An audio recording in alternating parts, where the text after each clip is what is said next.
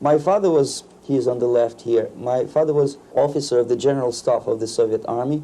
He was inspector of land forces, Soviet troops stationed in countries like Mongolia, Cuba, East European countries. This is the picture taken at the entrance of my Institute of Oriental Languages. It's a part of Moscow State University.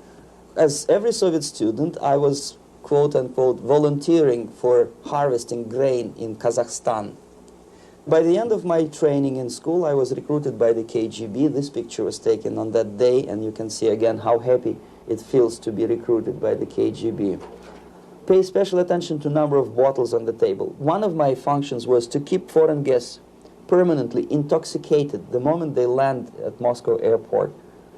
In 1967, the KGB attached me to this magazine, Look magazine. A group of 12 people arrived to USSR from United States to cover the 50th anniversary of October Socialist Revolution in my country.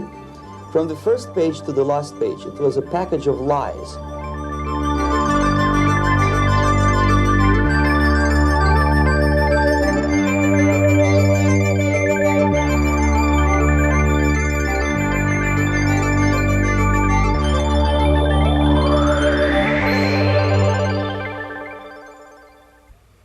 Our conversation is with Mr. Yuri Alexandrovich Bezmenov.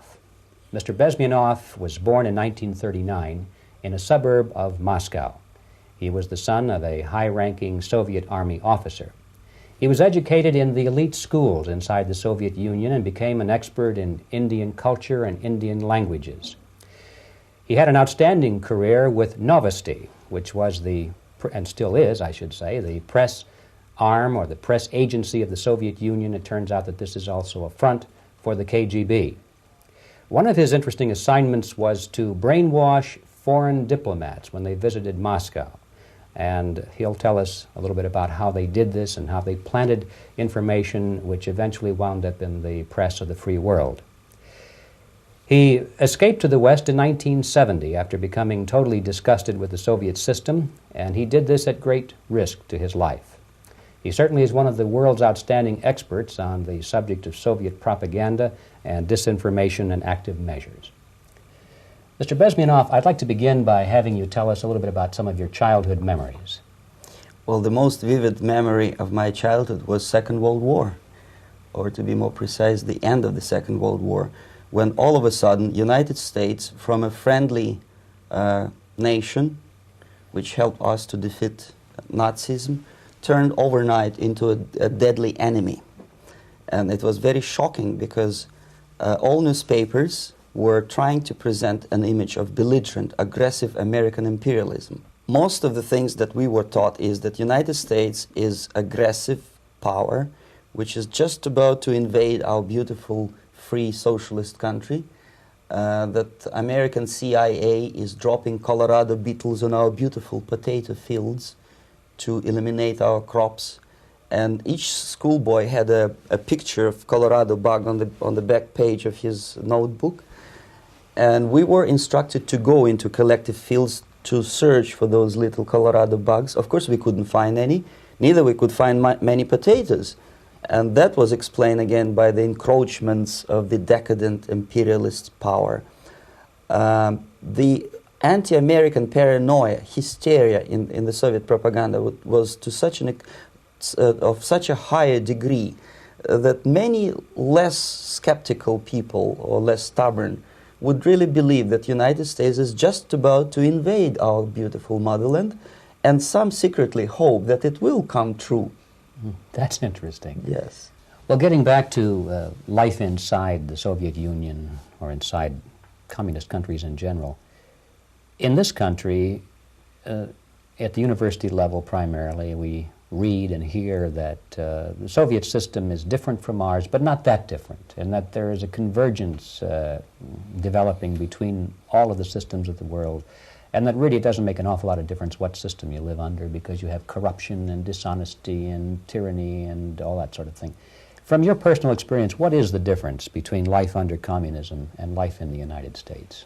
Well, life is obviously very much different for simple reason that the Soviet Union is a state capitalist economically. It's a state capitalism where an individual has absolutely no rights, no value, his life is nothing, it's just like an insect. He is disposable, whereby in the United States, even the worst criminal is treated as a human being. He has a fair trial, and some of them capitalize on their crimes. They publish their memoirs in their prisons and get handsomely paid by your crazy publishers. The differences, of course, in the daily life are very various, depending on whom we are talking about. In my own private life, I never suffered from communism simply because I was brought up in a family of high-ranking military officer. Most of the doors were open for me. Most of my expenses were paid by the government, and I never had any troubles with the authorities or with the police. So, in other words, I would say I enjoyed, or I had good reasons to enjoy, all the advantages of so-called socialist system. Mm-hmm. My main motivations to defect had nothing to do with affluence. It was mainly moral indignation, moral protest, rebellion against the inhuman methods of the Soviet system. Well, specifically, what did you object to? I objected, first of all, against oppression of my own dissidents and intellectuals. And that was the most disgusting thing that I witnessed as a young man, young student, who was brought up at a very troublesome period in our history, from Stalin to Khrushchev, from total tyranny and oppression to some kind of liberalization. Second, when I started working for the Soviet embassy in India, to my horror, I discovered that we are millions times more oppressive than any colonial or imperialist power in the history of mankind. That my country brings to India not freedom, progress, and friendship between the nations, but racism, exploitation, and slavery, and of course economical inefficiency to this country. Since I fell in love with India, I developed something which by KGB standards is extremely dangerous thing. It's called split loyalty, when an agent likes a country of assignment more than his own country. I literally fell in love with this beautiful country, a country of great contrasts, but also great humility, great tolerance, and philosophical and intellectual freedoms. My ancestors used to live in caves and eat raw meat when India was a highly civilized nation 6,000 years ago. So obviously the choice was not to the advantage of my own nation. I decided to defect and to entirely dissociate myself from that brutal regime. Mr. Bezmenov, we've read a lot about the concentration camps and the slave labor camps under the Stalin regime. Now the general impression in America is that those things are part of the past. Are they still going on today, or what is the status? Yes. There is no qualitative change in the Soviet concentration camp system. There are changes in numbers of prisoners. Again, this is unreliable Soviet statistics. We don't know how many political prisoners are there in the Soviet concentration camps. But we sure know from various sources that at each particular time there are close to 25 to 30 million of Soviet citizens who are virtually kept as slaves in forced labor camp system. The size of population of a country like Canada is serving terms as prisoners. Incredible. So I would say that those intellectuals who try to convince American public that concentration camp system is a thing of a past are either conscientiously misleading public opinion, or they are not very intellectual people. They're selectively blind. They lack intellectual honesty when they say that. Well, we've spoken about the intellectuals in this country and also the intellectuals in the Soviet Union. What about down at the broad mass level? Do the people in general, the working people, the workers in general in the Soviet Union, do they support the system? Do they tolerate it? What is their attitude? Well, average Soviet citizen, if there is such an animal, of course, does not like the system because it hurts, it kills. he may not understand the reasons. He may not have enough information or educational background to understand. But I doubt very much there are many people who are conscientiously supporting the Soviet system. There are not such people in USSR. Even those who have all the reasons to enjoy socialism, people like myself, who were a member of journalistic elite, they also hate the system for different reasons, though. Not because they lack material affluence, but because they are unfree to think, they are in constant fear, duplicity, split personality. And this is the greatest tragedy for my nation. Well, what do you think are the chances of the people actually overcoming their system or replacing it? There is a great possibility that system will sooner or later be destroyed from within. There is a self-destructive mechanism built into any socialist or communist or fascist system, because there is lack of feedback, because the system does not rely upon loyalty of population. But until this Soviet junta is being supported by the Western so-called imperialists, that is, multinational companies, establishments, governments, and let's face it, intellectuals, so-called academia in the United States is famous for supporting the Soviet system. As long as the Soviet junta will keep on receiving credits, money, technology, grain deals, and political recognition from all these traitors of democracy or freedom, there is no hope, there is not much hope for changes in my country, and the system will not collapse by itself simply because it's being nourished by so-called American imperialism. This is the greatest paradox in history of mankind, when capitalist world supports and actively nourishes its own destroyer, destructor. I think you're trying to tell us something Oh, in yes. this country. Mm-hmm. I'm trying to tell you that it has to be stopped unless you want to end up in gulag system and enjoy all the advantages of socialist equality. Working for free, catching fleas on your body, sleeping on the planks of plywood in Alaska this time, I guess. Mm-hmm. That's where Americans will belong, unless they will wake up, of course, and force their government to stop aiding Soviet fascism. Mm-hmm. Well, you told us a moment ago why you left the system.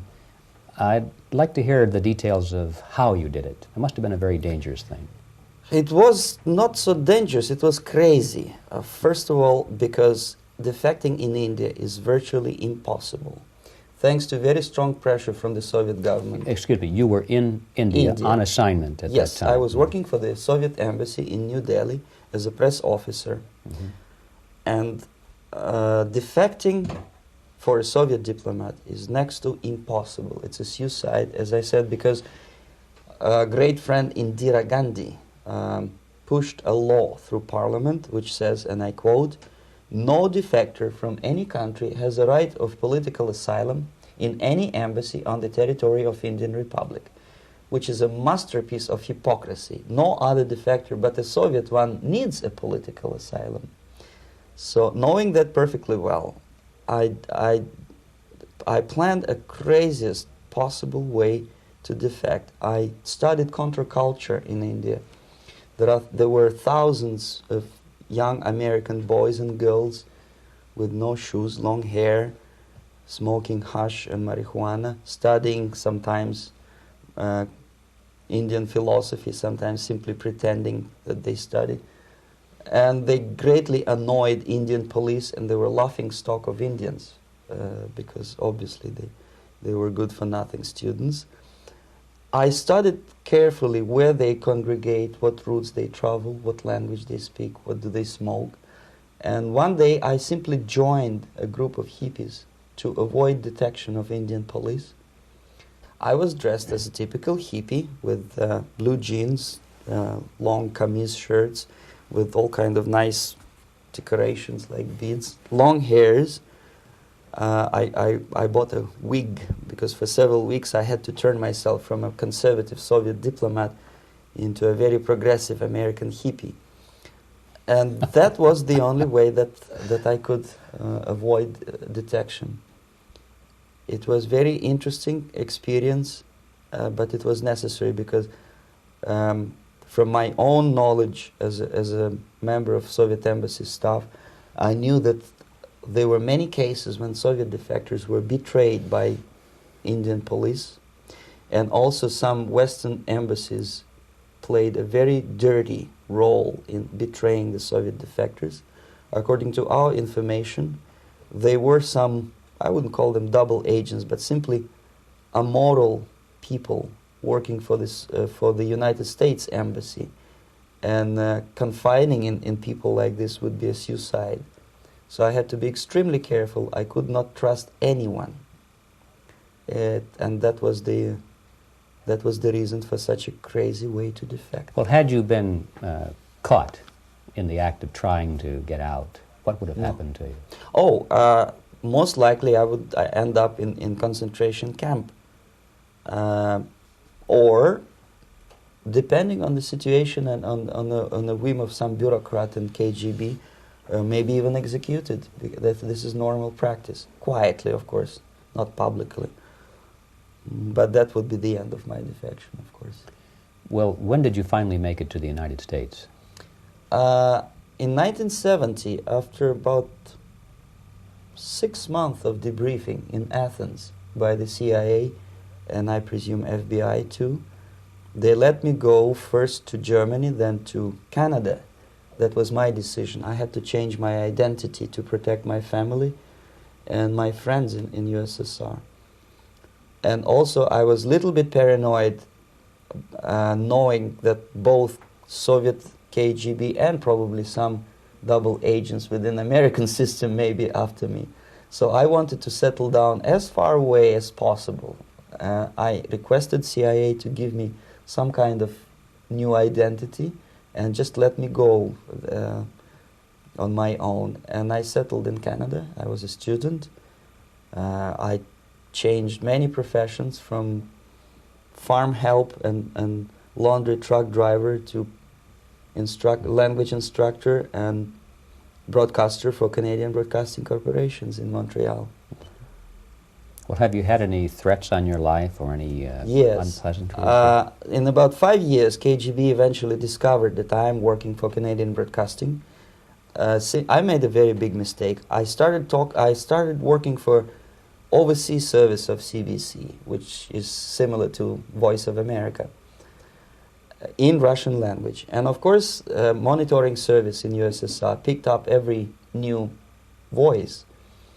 Every new announcer they would make it a point to discover who he is. And in 5 years, sure enough, slowly but surely, they discovered that I am not Thomas Schumann, that I am Yuri Alexandrovich Bezmenov, and that I am working for Canadian Broadcasting, and undermining beautiful détente between Canada and USSR.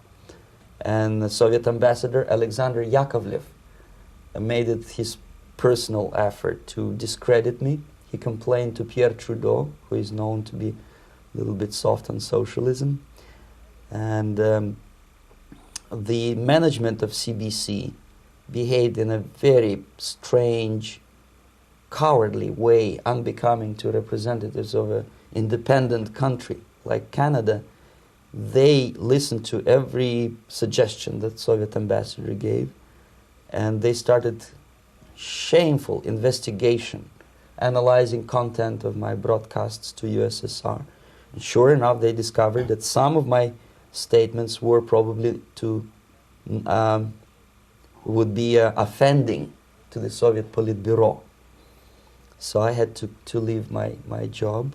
And of course, subtle intimidations. They would say something like, please cross the street carefully because, you know, traffic is very heavy in Quebec.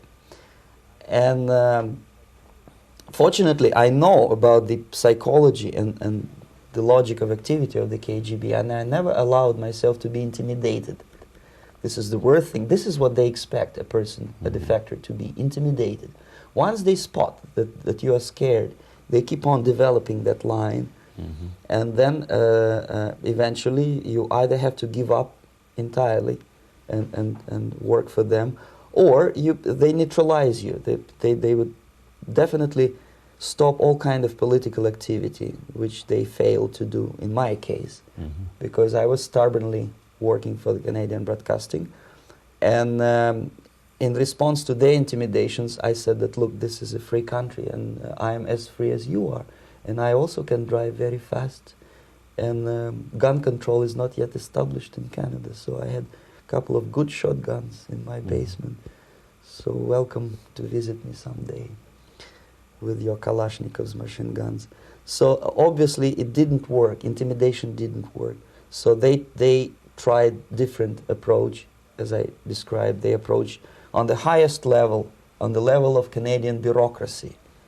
And on that level they were successful. On that level they were successful. On individual level they failed flat. Mr. Bezmenov has brought a series of slides with him that he has taken from the Soviet Union, and I think this is a good time to take a look at the slides. Yes. Now, the viewers will be able to see these slides as we talk about them. Yes, this is a collection of slides which are, some of them are snapshots from my family album, some of them are documents which I smuggled from the Soviet embassy, and some are reproductions from local mass media. I usually show them to establish my credibility as a defector. This is a picture of my native town, Mytishi, about 20 miles north from Moscow. Characteristically, there is a statue of Comrade Lenin in the central square. This is myself at the age of 7, again, characteristically, under the statue of Comrade Stalin, extending his friendly hand to peoples of the world. At that age, of course, I was still idealistically minded young communist, and I still believe that sooner or later things will go for better. But I realized that the system stinks, that something is fishy, and that ideology is fake, and the propaganda about advanced Soviet agriculture simply didn't meet the criteria of reality. If they talk about abundance of food and there is none in the stores, there must be something wrong. My father was, he is on the left here, my father was officer of the General Staff of the Soviet Army. He was inspector of land forces, Soviet troops stationed in countries like Mongolia, Cuba, East European countries. Were he alive today, most likely he would be inspecting Soviet troops in Nicaragua, Angola, and many other parts of the world.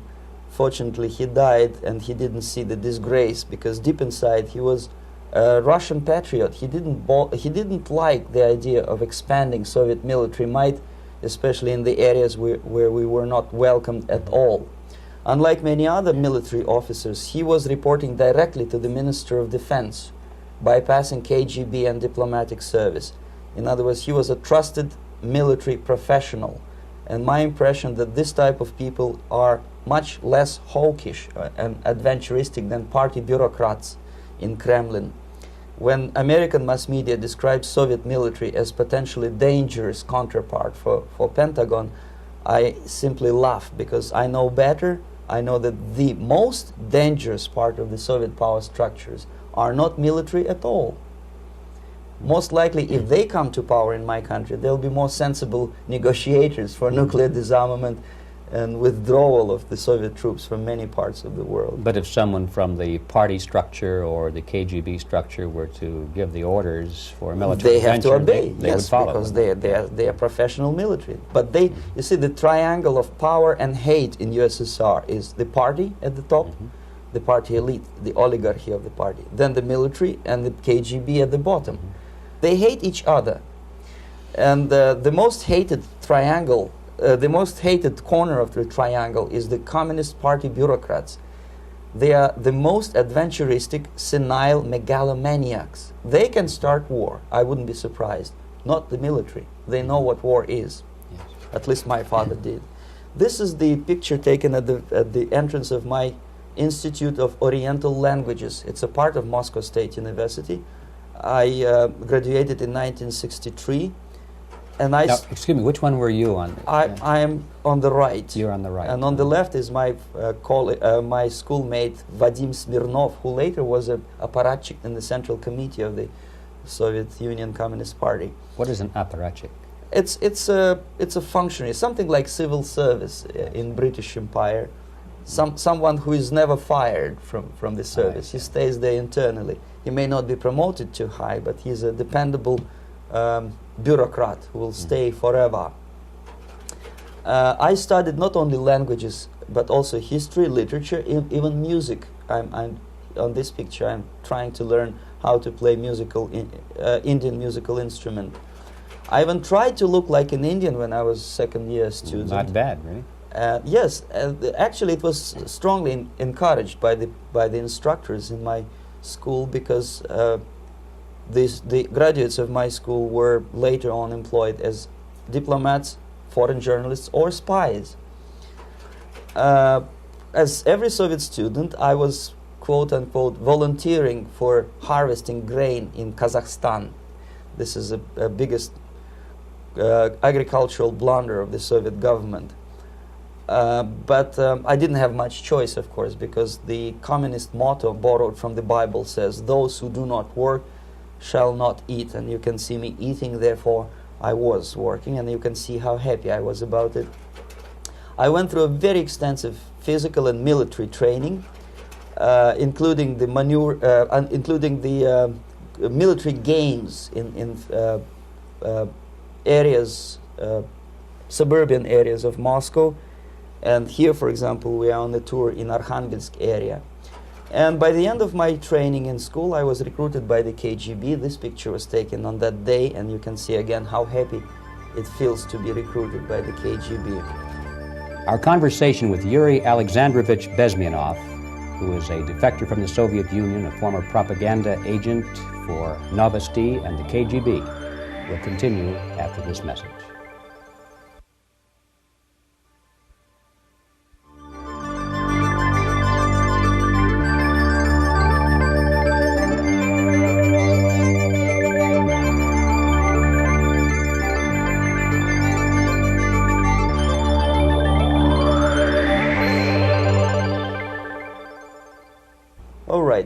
As every student in USSR, I went through very extensive physical and military training and civil defense training too. Unlike in the United States, where civil defense is virtually non-existent, zero.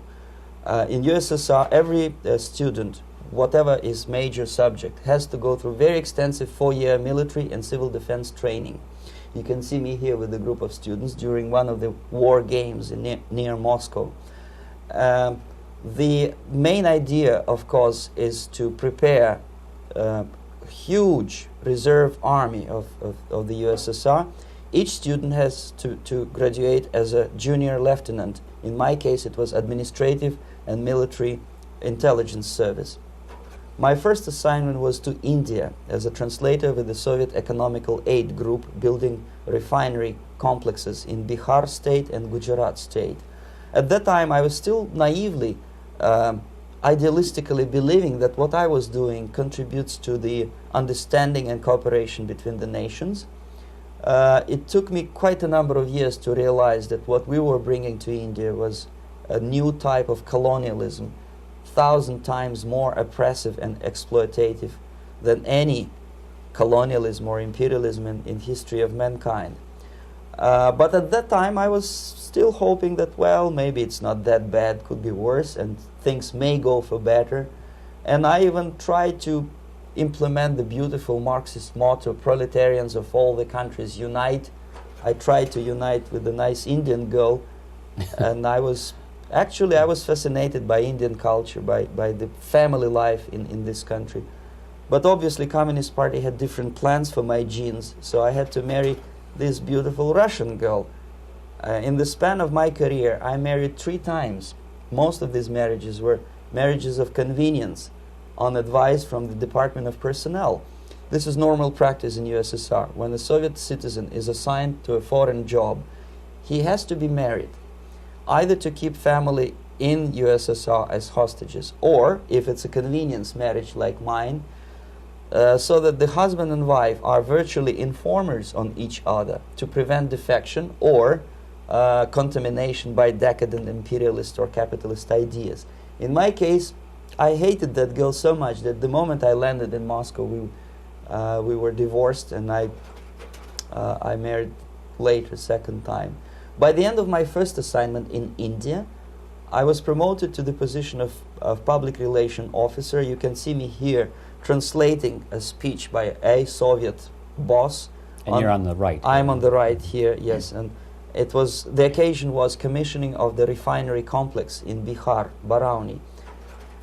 Back in Moscow, I was immediately recruited by Novosti Press Agency, which is a propaganda and ideological subversion front for the KGB. 75% of the members of the Novosti are commissioned officers of the KGB. The other 25 are, like myself, co-opted agents who are assigned to specific operations. In this particular case, you can see me talking to students of Lumumba Friendship University in Moscow. This is a huge school under the direct control of the KGB and Central Committee, where future leaders of the so-called national liberation movements are being educated and selected carefully. And some of them have absolutely, this, for example, is a group of students from Lumumba. They don't look like students at all. They look more like military, and that's exactly what they were. They were dispatched back to their countries to be leaders of the so-called national liberation movements, or to be translated into normal human language, leaders of international terrorist groups. Another area of activity when I was working for the Novosti was to accompany groups of so-called progressive intellectuals, writers, journalists, publishers, teachers, professors of colleges. You can see me here in Kremlin. I'm second on the left, with a group of Pakistani and Indian intellectuals. Most of them pretended they don't understand that we are actually working on behalf of the Soviet government and the KGB. They pretended that they are actually being guests, VIP intellectuals, that they are treated according to their merits and their intellectual abilities. For us, they were just a bunch of political prostitutes to be taken advantage for various propaganda operations. Therefore, you can see perfectly well the senior colleague of mine on the left doesn't really have that much respect on his face, and myself with a very skeptical smile, typical KGB sarcastic smile, anticipating another victim of ideological brainwashing. This is how a typical conference in Novosti headquarters in Moscow looked like. Sitting in the middle is Boris Burkov, the then director of Novosti Press Agency, high-ranking party bureaucrat in the Department of Propaganda. I am standing next to a famous Indian poet, Sumitranandan Pant. He was famous because he was an author. He was the author of a famous poem titled Rhapsody to Lenin. That's why he was invited to USSR, and everything was paid by the Soviet government. Pay special attention to number of bottles on the table. This is one of the ways to kill the awareness or curiosity of foreign journalists. One of my functions was to keep foreign guests permanently intoxicated the moment they land at Moscow airport. I had to take them to the VIP lounge and toast to friendship and understanding between the nations of the world. Glass of vodka, then a second glass of vodka. And in no time, my guests would be feeling very happy. They would see everything in kind of pink, nice color. And that's the way I had to keep them permanently for the next 15 or 20 days. At certain point in time, I had to withdraw alcohol from them so that some of them who are the most recruitable would feel a little bit shaky, guilty, trying to remember what they were talking last night. That's the time to approach them with all kind of nonsense, such as joint communique or statement for Soviet propaganda. That's the time they are the most flexible. And of course, what they didn't understand, they didn't realize or pretended not to realize, that myself, who was drinking together with them, was not drinking at all. I had ways to get rid of alcohol through various techniques, including special pills which were given to me by my colleagues. But they were taking it seriously. In other words, they would consume quite a large volumes of alcohol and feel quite uneasy next morning. In 1967, the KGB attached me to this magazine, Look magazine. A group of 12 people arrived to USSR from United States to cover the 50th anniversary of October Socialist Revolution in my country. From the first page to the last page, it was a package of lies, propaganda cliché, which were presented to American readers as opinions and deductions of American journalists. Nothing could be far from truth. These were not opinions. They were not opinions at all.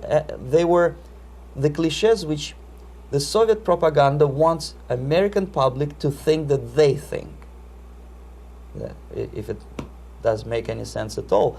It sure does, because from the viewpoint of the Soviet propaganda, although there are some subtle criticisms of the Soviet system, the basic message is that Russia today is a nice, functioning, efficient system supported by majority of population. That's the biggest lie. And of course, American intellectuals and journalists from Look magazine elaborated on that untruth in various different ways. They intellectualized that lie. They found all kinds of justifications for telling lies to American public. Excuse me, it was partly your job to make sure that they got these ideas, yes, and accepted them as their own ideas. Right. Actually, even before they arrived to USSR, and they paid astronomical sum of money for that visit, they were submitted, this Novosti Press agency developed so-called backgrounders, 20-25 pages of information and opinions which were presented to the journalists even before they bought their tickets to Moscow. They had to analyze the situation, and judging on their reaction to that backgrounder, the local Novosti representative or local Soviet diplomat in Washington, D.C. would assess whether they be given visa to USSR or not.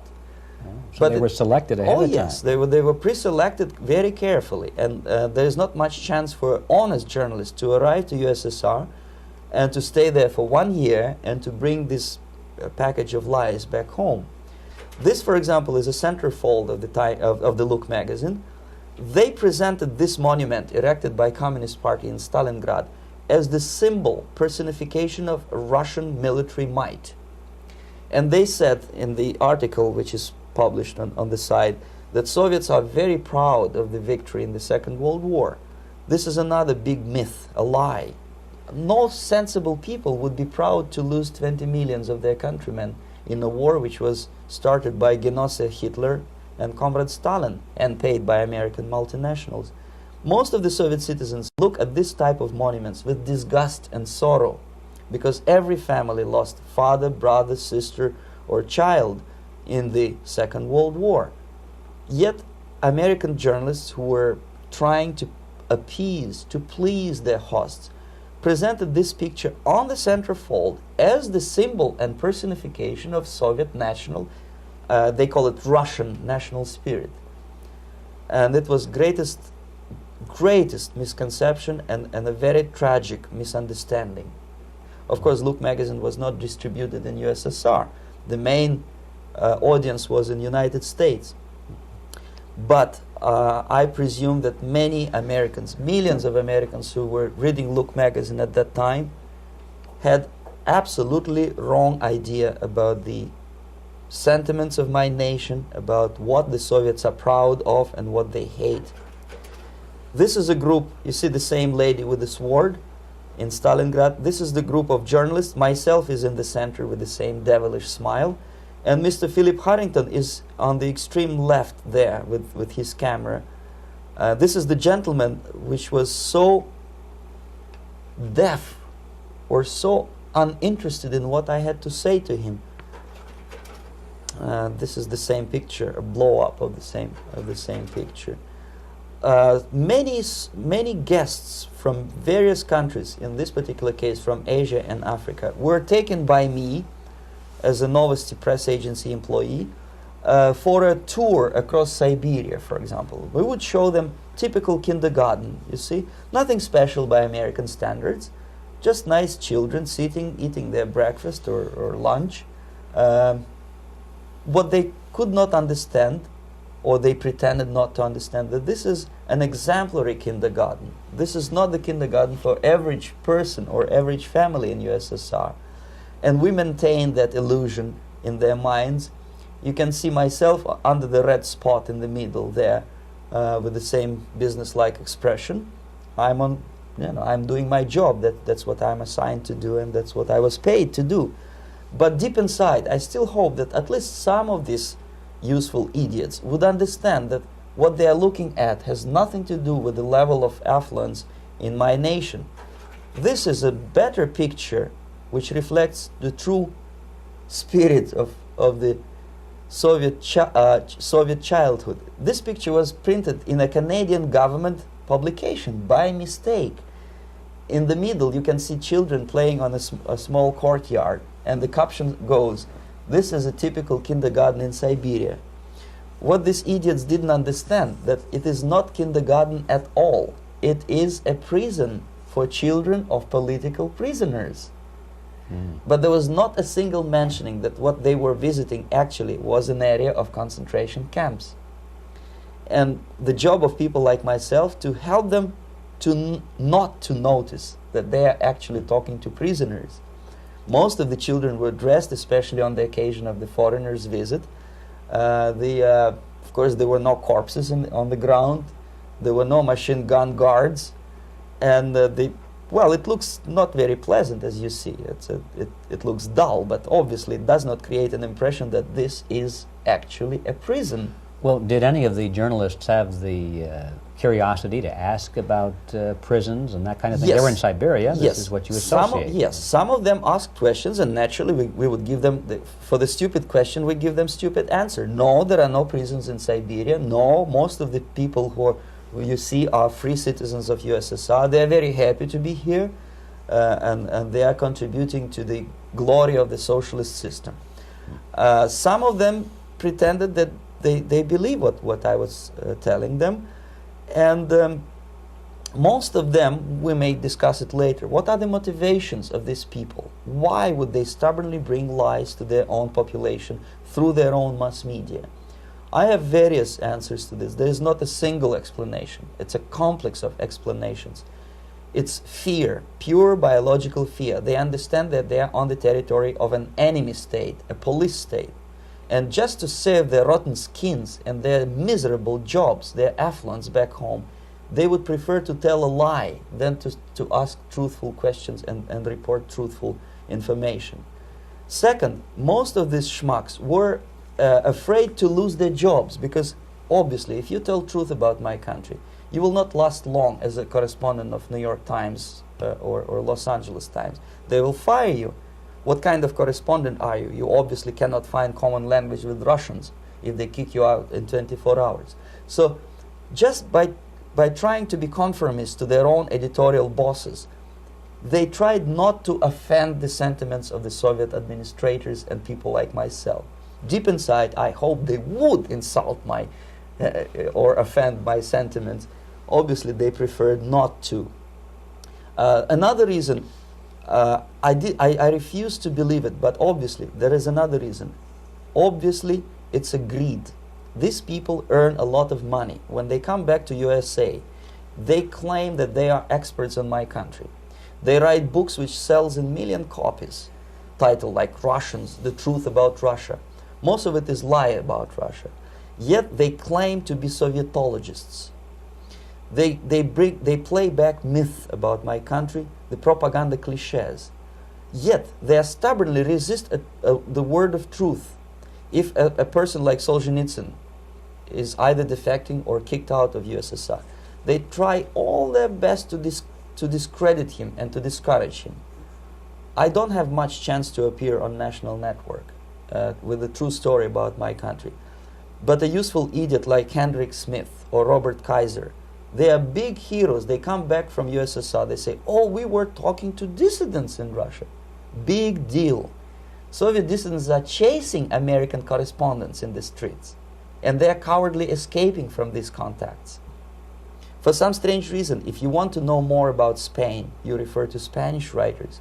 If you want to learn more about French, you read French writers. Even about Antarctica, I bet you would read Penguins. Only about the Soviet Union, for some strange reason, you read Hendricks and Schmendricks and all kind of Kissingers, because they claim that they know more about my country. They know nothing, or next to nothing, or they pretend that they know more than they actually do.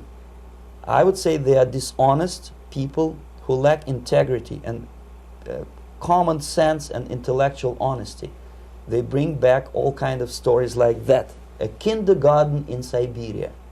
Omitting the most important fact, it's a prison for children of political prisoners. Another greatest example of monumental idiocy of American politicians. Edward Kennedy was in Moscow, and he thought that he is a popular, charismatic American politician who is easygoing, who can smile, dance at the wedding in Russian Palace of Marriages. What he did not understand, or maybe he pretended not to understand, that actually he was being taken for a ride. This is a staged wedding, especially to impress foreign media, or useful idiots like Ed Kennedy. Most of the guests there, they had security clearance, and they were instructed what to say to foreigners. This is exactly what I was doing. You can see me in the same damn wedding palace in Moscow where Ed Kennedy was dancing here. You see, smiling. He thinks he's very smart. From the viewpoint of Russian citizens who observe this idiocy, he's narrow-minded, egocentrical idiot who tries to earn his own popularity through participation in propaganda farces like this. Here you can see myself. On the right, again, exemplary Soviet bride. On the left, 3 journalists from various countries, Asia, Africa, and Latin America. Obviously, they enjoying the situation. They will go back home and write the reports. We were present on a regular Soviet wedding. They were not present on a regular Soviet wedding. They were present, they were parts of a farce, of a circus performance. Another thing which I had to sometimes risking my life to explain to foreigners. Time magazine, for example, is very critical of South African racist regime. The whole article was dedicated to the shameful internal passport system where blacks are not allowing to live with whites. For some strange reason, for the last 14 years since my defection, nobody wanted to pay attention to my passport. This is my passport. It also shows my nationality, and it has a police rubber stamp, which is called propiska in Russian language, which assigns me to a certain area of residence. I cannot leave that area, same way as this black man cannot leave the area in South Africa. Yet we call South African government racist regime. Not a single Jane Schmonda or Fonda is brave enough, courageous enough to come to media and say, look, this is what happens in USSR. I send a copy of my passport to many American liberals and civil rights defenders and all the other useful idiots. They never bothered to answer me back. This shows what kind of integrity, what kind of honesty these people are. They're a bunch of hypocrites because they don't want to recognize a good example of racism in my country. This is the first stage of befriending a professor. You can see myself on the left with the same James Bond smile. On the right is my KGB supervisor, Comrade Leonid Mitrokhin, and in the middle a professor of political science in Delhi University. The next stage would be to invite him to a gathering of Indo-Soviet Friendship Society. There he is sitting next to his wife before he is being sent to USSR for a free trip. Everything is paid by the Soviet government. He was made to believe that he is invited to USSR because he is a talented, sober-thinking intellectual. Absolutely false. He is invited because he is a useful idiot, because he would agree and subscribe to most of the Soviet propaganda cliché. And when he is coming back to his own country, he is going for years and years to teach the beauties of Soviet socialism to newer and newer generations of his students, thus promoting the Soviet propaganda line. The KGB was even curious about this gentleman. It may look innocent. Maharishi Mahesh Yogi, a great spiritual leader, or maybe a great charlatan and crook, depending on from which side you are looking at him. Beatles were trained at his ashram in Hardwar in India how to meditate. Mia Farrow and other useful idiots from Hollywood visited his school, and they returned back to United States absolutely zonked out of their minds with marijuana, hashish, and crazy ideas of meditation. To meditate, in other words, to isolate oneself from the current social and political issues of your own country, to get into your own bubble, to forget about troubles of the world. Obviously, KGB was very fascinated with such a beautiful school, such a brainwashing center for stupid Americans. I was dispatched by the KGB to check what kind of VIP Americans attend this school. That's you on the left. Yes, I'm on the left. I was trying to get enrolled in that school. Unfortunately, the Maharishi Mahesh Yogi asked too much. He wanted $500 American for enrollment. But my function was not actually to get enrolled in the school. My function was to discover what kind of people from United States attend this school. And we discovered that yes, there are some influential members of family, public opinion makers of United States who come back with the crazy stories about Indian philosophy. Indians themselves look upon them as idiots, useful idiots. To say nothing about KGB, who looked at them as extremely naive, misguided people. Obviously, a VIP, say a wife of a congressman or a prominent Hollywood personality, after being trained in that school, is much more instrumental in the hands of manipulators of public opinion and KGB than a normal person who understands, who looks through this type of fake religious training. Why would they be more susceptible to manipulation? I just mentioned that because, you see, a person who is too much involved in introspective meditation. You see, if you carefully look what Maharishi Mahesh Yogi is teaching to Americans, is that most of the problems, most of the burning issues of today can be solved simply by meditating. Don't rock the boat. Don't get involved. Just sit down, look at your navel, and meditate. And the things, due to some strange logic, due to cosmic vibration, will settle down by themselves. This is exactly what the KGB and Marxist-Leninist propaganda wants from Americans, to distract their opinion, attention, and mental energy from real issues of United States into a non-issues, into a non-world, non-existent harmony. Obviously, it's more beneficial for the Soviet aggressors to have a bunch of duped Americans than Americans who are self-conscious, healthy, physically fit, and alert to the reality. Maharishi Mahesh Yogi obviously is not on the payroll of the KGB. But whether he knows it or not, he contributes greatly to demoralization of American society. And he's not the only one. There are hundreds of those gurus who come to your country to capitalize on naivete and stupidity of Americans. It's a fashion.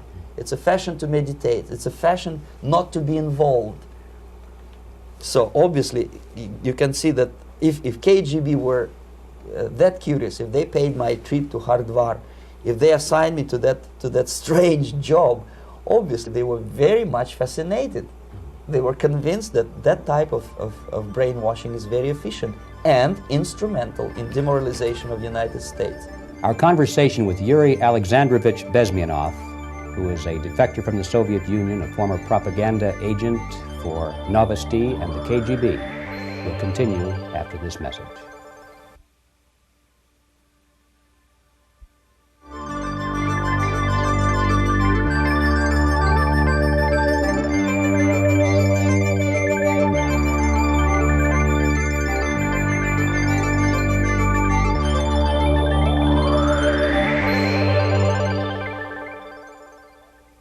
This picture shows the part of the building of USSR embassy, and my supervisors. On the left is Comrade Mehdi, an Indian communist, and on the right, Comrade Mitrokhin, my supervisors in the secret department of research and counter-propaganda.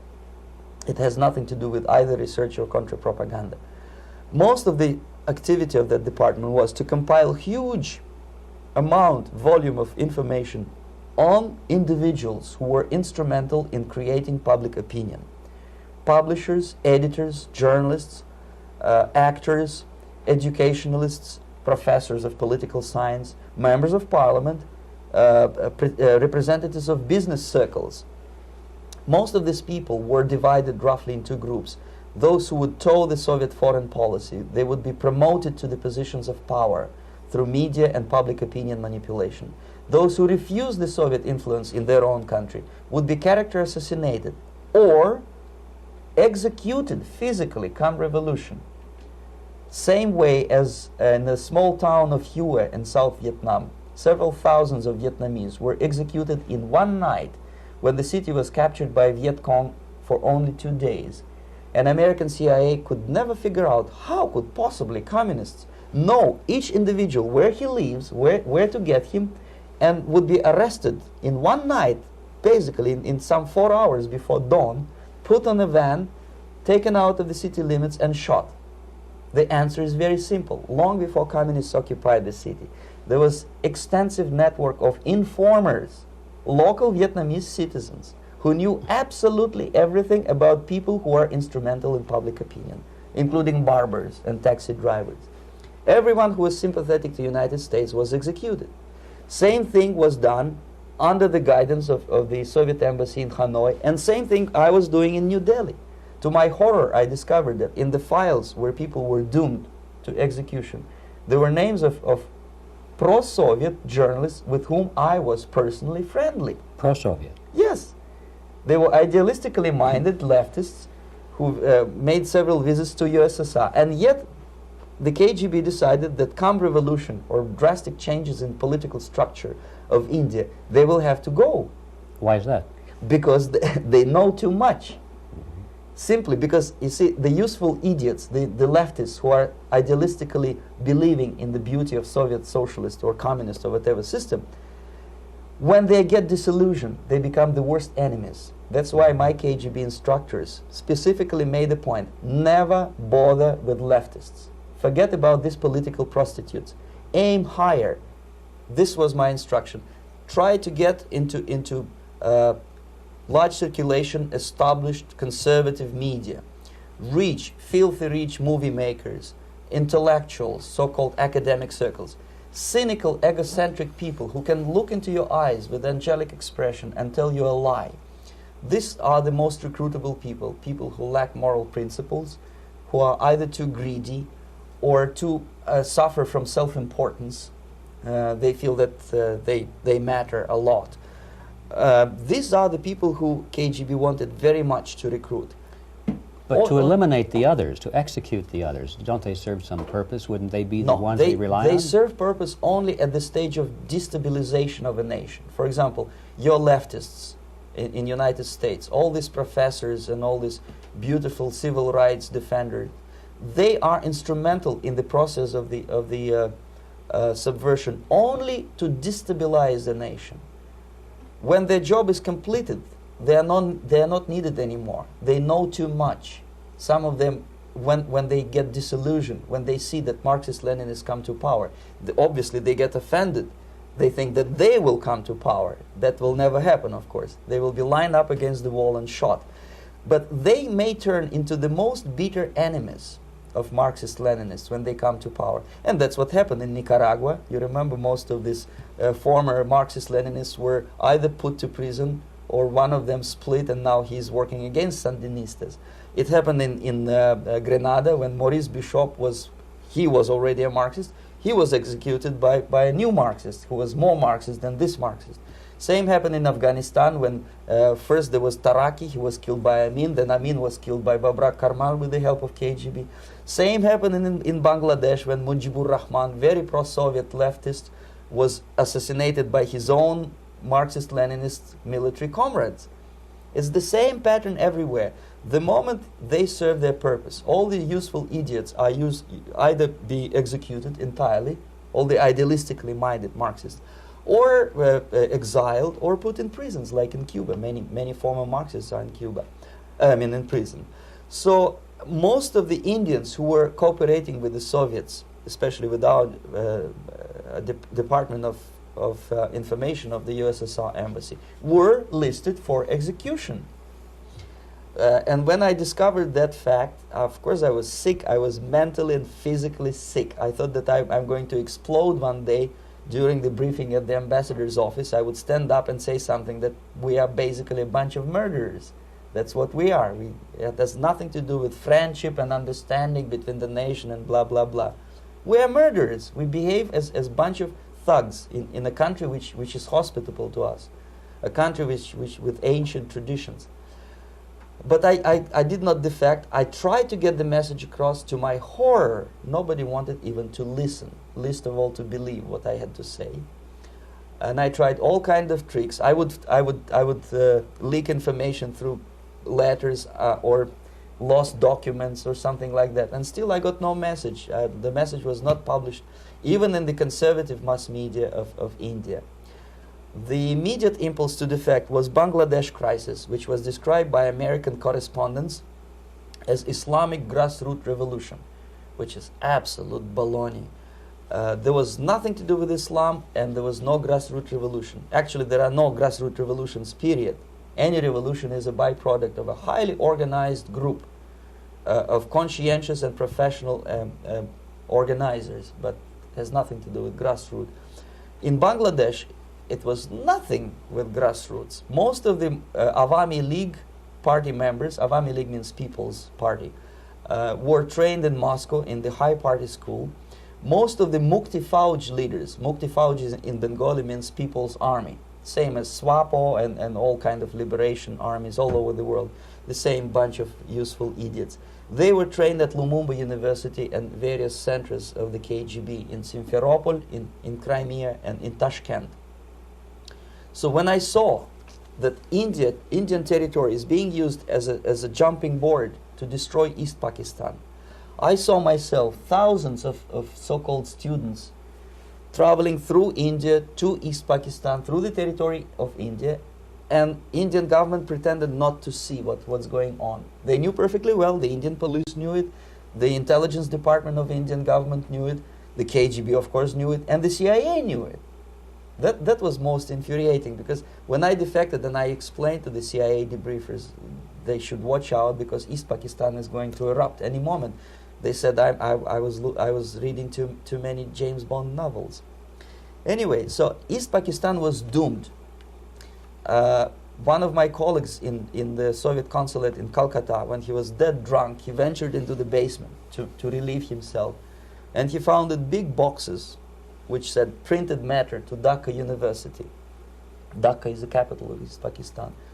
And since he was drunk and curious, he opened one of the boxes and he discovered not printed matter. He discovered Kalashnikov guns and ammunition in there. Anyway, it's a long story. When I saw the preparations for the invasion into East Pakistan, obviously I wanted to defect immediately. The only thing I couldn't at that time make up my mind when and where and how.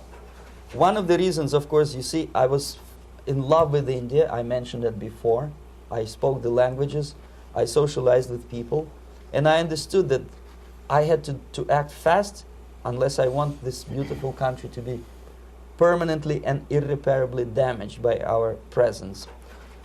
One of the reasons not to defect was, as you can see, I was living in relative affluence.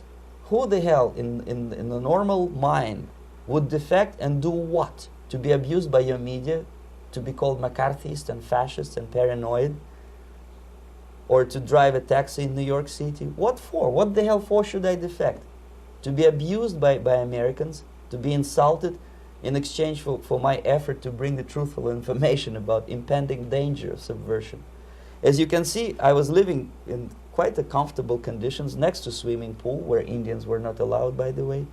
I was highly paid expert in propaganda. I had my family. I was respected by my nation. My career was cloudless. The third reason, how to defect with the family. To defect with the baby and the wife would be virtual suicide, because according to law, that hypocritical law which I quoted before, the Indian police will have to hand me over back to the KGB, and that will be the end of my defection and probably my life. Again, I cannot smuggle my wife because she was not quite sure what I was doing. She was not that idealistically involved, and she was definitely not in the total picture of what I was doing for the KGB. She would be shocked if I put her in my van and drive her to the American embassy or elsewhere. That would be a greatest danger. So again, I had to defect in such a way that my defection would look as simple disappearance. And there were many cases like that when the Soviet agents simply disappeared, either killed in action or, thanks to their curiosity and their close contacts with radicals, some of them were killed by the Marxists, by the way.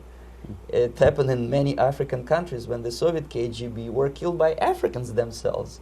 Not because they hated Marxism-Leninism, but because they were simply trigger-happy bunch of unruly characters. If you give them a machine gun, they will shoot. And some of the Soviets obviously were not careful enough to protect themselves, and they got into embarrassing situations when they were shot at the crossfire between factions of so-called liberation movements. Anyway, so I decided, as I said, to study the counterculture. I decided this probably would be the best way to disappear. I socialized with characters like this. On the left, you see, he's a barefoot American hippie. It took me quite a long time to study exactly what they were doing and how to mix with them. But eventually I did it. Most of Indian newspapers carried my picture and promise of 2,000 rupees for information about my whereabouts. But they were looking for the wrong person, because they obviously tried to stop a young Soviet diplomat in white shirt and tie, and this is how I looked at the time of defection. Nobody could possibly think that a Soviet diplomat would be as crazy as to join a bunch of hippies. That's you. Travel India and smoke hash. So I made it literally almost like a Hollywood-style detective story. From under the nose of the KGB in Bombay airport, I landed the plane and I flew to Greece, where I was debriefed by the CIA. That's basically that's all for my slides. We can turn off the projector, and that's very interesting. Well, you spoke several times before about ideological subversion. That is a phrase that I'm afraid some Americans don't fully understand. When the Soviets use the phrase ideological subversion, what do they mean by it? Ideological subversion is the process which is legitimate, overt, and open. You can see it with your own eyes. All you have to do, all American mass media has to do, is to unplug their bananas from their ears, open up their eyes, and they can see it. There is no mystery. There is nothing to do with espionage. I know that espionage intelligence gathering looks more romantic. It sells more deodorants through the advertising, probably. That's why your Hollywood producers are so crazy about James Bond type of thrillers. But in reality, the main emphasis of the KGB is not in the area of intelligence at all. According to my opinion and opinion of many defectors of my caliber, only about 15% of time, money, and manpower is spent on espionage as such. The other 85% is a slow process which we call either ideological subversion or active measures, активные мероприятия in the language of the KGB, or psychological warfare. What it basically means is to change the perception of reality of every American to such an extent that despite of the abundance of information, no one is able to come to sensible conclusions in the interests of defending themselves, their families, their community, and their country. It's a great brainwashing process which goes very slow, and it's divided in 4 basic stages. The first one being demoralization. It takes from 15 to 20 years to demoralize a nation. Why that many years? Because this is the minimum number of years which requires to educate one generation of students in the country of your enemy. exposed to the ideology of the enemy. In other words, Marxism-Leninism ideology is being pumped into the soft heads of at least 3 generations of American students without being challenged or counterbalanced by the basic values of Americanism, American patriotism. The result you can see. Most of the people who graduated in the 60s, dropouts or half-baked intellectuals, are now occupying the positions of power in the government, civil service, business, mass media, educational system. You are stuck with them. You cannot get rid of them. They are contaminated. They are programmed to think and react to certain stimuli in a certain pattern. You cannot change their mind, even if you expose them to authentic information, even if you prove that white is white and black is black. You still cannot change the basic perception and the logic of behavior. In other words, these people, the process of demoralization is complete and irreversible. To get rid society of these people, you need another 20 or 15 years to educate a new generation of patriotically minded and common sense people who would be acting in favor and in the interests of United States society. And yet these people who've been programmed and, as you say, in place and Yes. who are favorable to an opening with the Soviet concept, these are the very people who would be marked for extermination in this country? Most of them, yes. Simply because the psychological shock when they will see in future what the beautiful society of equality and social justice means in practice, obviously they will revolt. They will be very unhappy, frustrated people, and the Marxist-Leninist regime does not tolerate these people. They will join the links of dissenters, dissidents. Yes. Unlike in present United States, there will be no place for dissent in future Marxist-Leninist America. Here you can get popular like Daniel Ellsberg and filthy rich like Jane Fonda for being dissident, for criticizing your Pentagon. In future, these people will be simply squashed like cockroaches. Nobody is going to pay them nothing for their beautiful, noble ideas of equality. This they don't understand, and it will be a greatest shock for them, of course. The demoralization process in the United States is basically completed already. For the last 25 years. Actually, it's overfulfilled because demoralization now reaches such areas where previously not even Comrade Andropov and all his experts would even dream of such a tremendous success. Most of it is done by Americans to Americans, thanks to lack of moral standards. As I mentioned before, exposure to true information does not matter anymore. A person who was demoralized is unable to assess true information. The facts tell nothing to him. Even if I shower him with information, with authentic proof, with documents, with pictures, even if I take him by force to the Soviet Union and show him concentration camp, he will refuse to believe it until he is going to receive a kick in his fat bottom. When a military boot crashes his balls, then he will understand, but not before that. That's the tragic of the situation of demoralization. So basically, America is stuck with demoralization, and unless, even if you start right now, here, this minute, you start educating new generation of Americans, it will still take you 15 to 20 years to turn the tide of ideological perception of reality back to normalcy and patriotism. The next stage is destabilization. This time, subverter does not care about your ideas and the patterns of your consumption. Whether you eat junk food and get fat and flabby, doesn't matter anymore.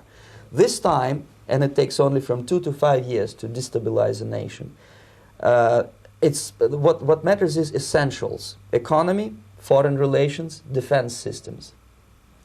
And you can see it quite clearly that in some areas, in such sensitive areas as defense and economy, the influence of Marxist-Leninist ideas in the United States is absolutely fantastic. I could never believe it 14 years ago when I landed in this part of the world that the process will go that fast.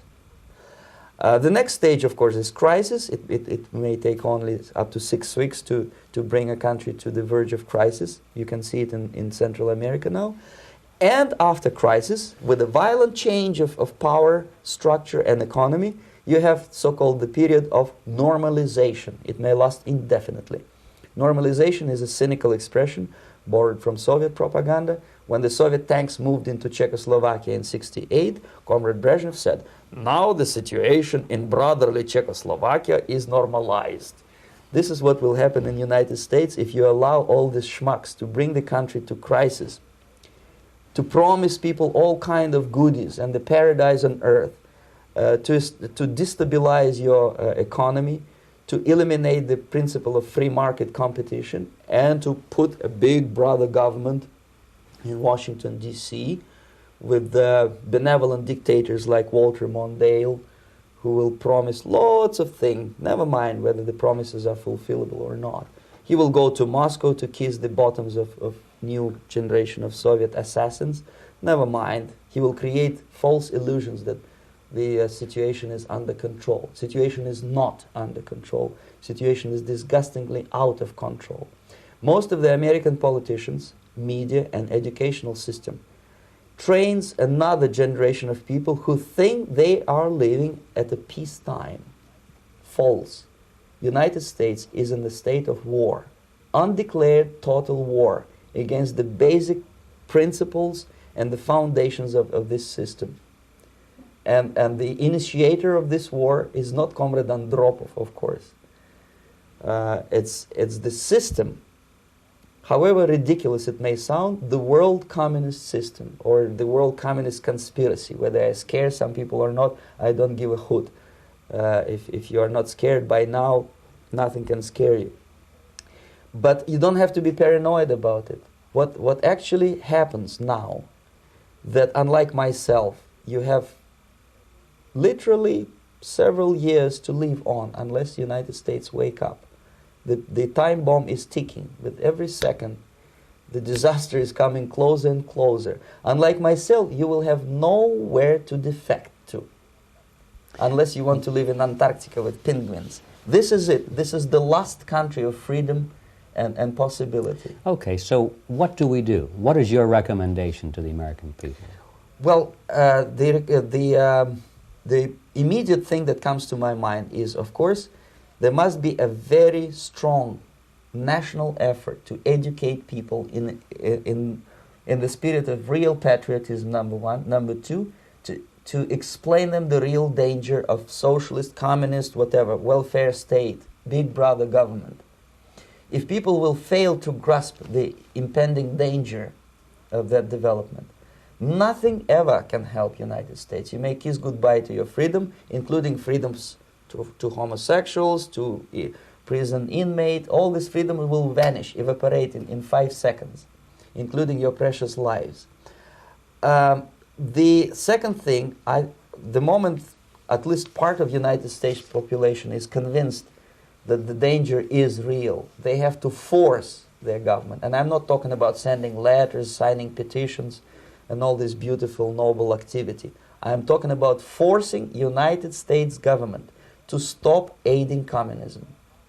Because there is no other problem more burning and urgent than to stop the Soviet military-industrial complex from destroying whatever is left of the free world. And it is very easy to do. No credits, no technology, no money, no political or diplomatic recognition, and of course no such idiocy as grain deals to USSR. The Soviet people, 270 millions of Soviets, will be eternally thankful to you if you stop aiding a bunch of murderers who sit now in Kremlin and whom President Reagan respectfully calls government. They do not govern anything, least of all such complexity as the Soviet economy. So basic, two very simple, maybe too simplistic answers or solutions, but nevertheless they are the only solutions. Educate yourself, understand what's going on around you. You are not living at the time of peace. You are in a state of war, and you have precious little time to save yourself.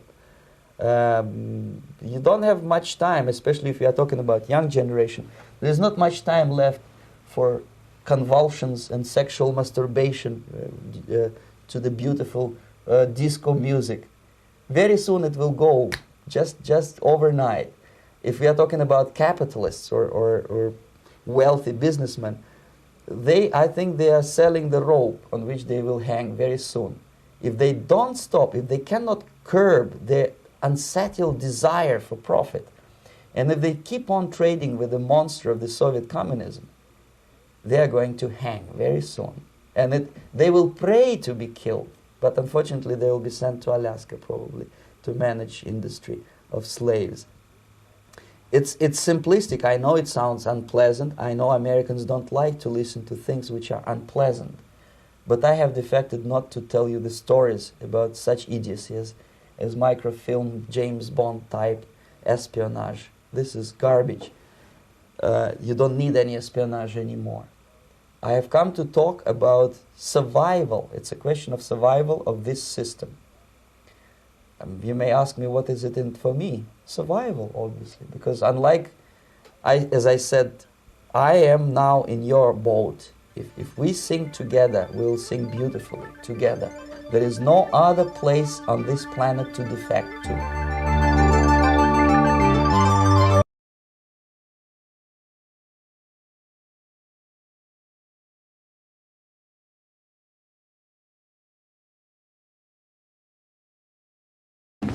I was born in a military family. My father was a high-ranking officer of the Soviet Army General Staff, inspector of land forces, stationed outside of USSR in every quote-unquote brotherly country or liberated country of the world.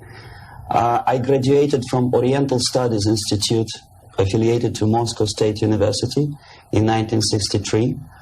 I started working with Novosti Press Agency, the biggest propaganda and ideological subversion organization of USSR, which is directly under KGB. Ostensibly, it's a public news agency. Novosti in Russian language means news, but there are no news. It's mainly propaganda.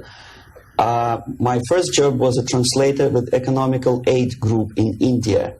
We were building refineries and other industrial projects in public sector, socialist sector of India. My last job was press officer of the Soviet embassy in New Delhi. I defected in 1970, landed in Canada, worked for several years as a producer of Canadian Broadcasting Corporation, overseas service in Russian language, similar to Voice of America. Then I was teaching at University of Toronto, Political Science Department, McGill University, Slavic Studies, and School of Journalism, Ottawa, in Carleton University in Ottawa. Last year, I joined a small Russian language publishing house here in Los Angeles, and now I'm a political analyst for weekly Panorama newspaper. Lumumba University language instruction was my so-called extracurricular activity, which is usually given to Soviet young communists as a non-paid job to prove loyalty to the party. I was instructing students from Asia, Latin America, and Africa before they entered an ideological indoctrination class.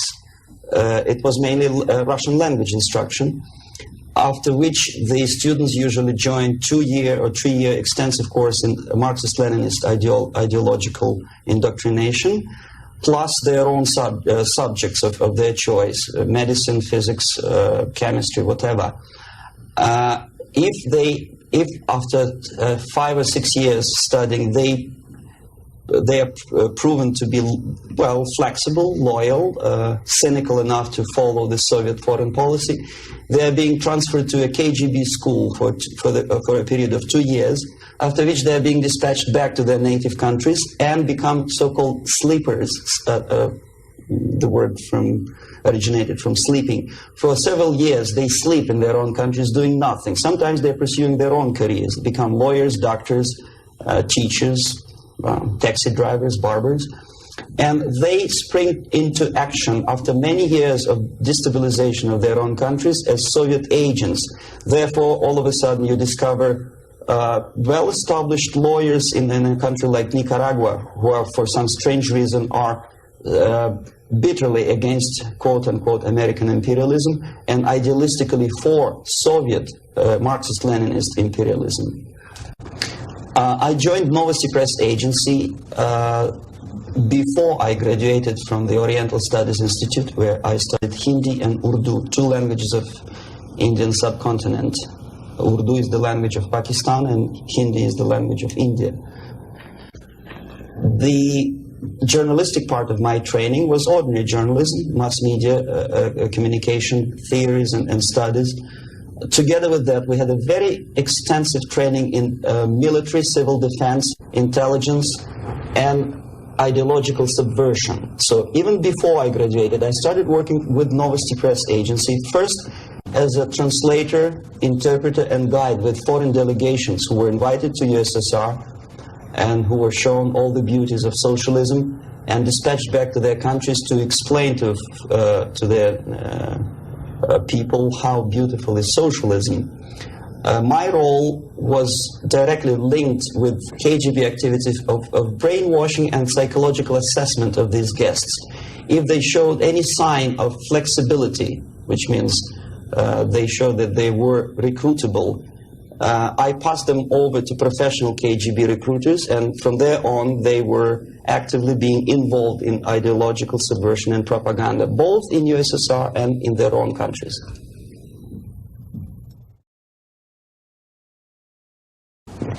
Well, decision of course was very painful and difficult.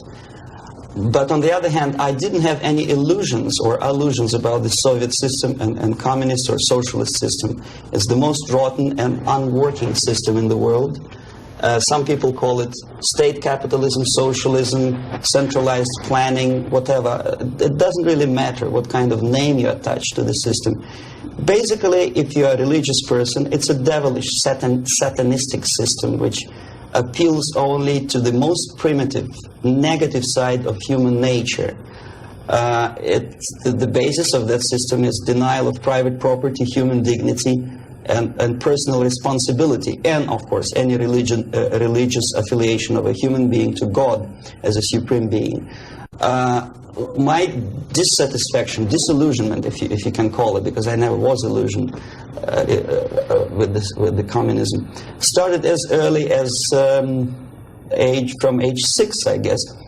The first shock was after the Second World War, when most of the children of my age understood that United States is the friend with whom together Soviet people defeated Nazism, German fascism, all of a sudden turned into an enemy. And all of a sudden the propaganda turned 180 degrees around, and we were brainwashed in the spirit of hatred to everything which is American.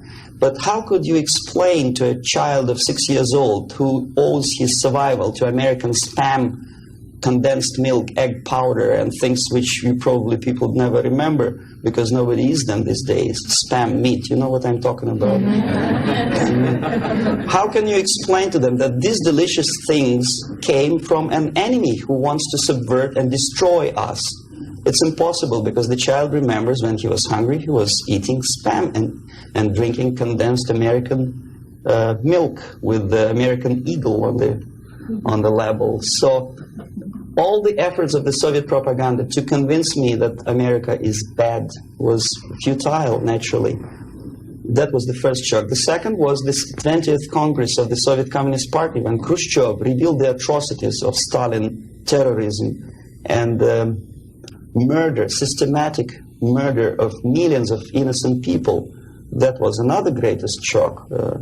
And the third shock, of course, when I was already grown up, a student, invasion into Czechoslovakia in 1968. That was the last point.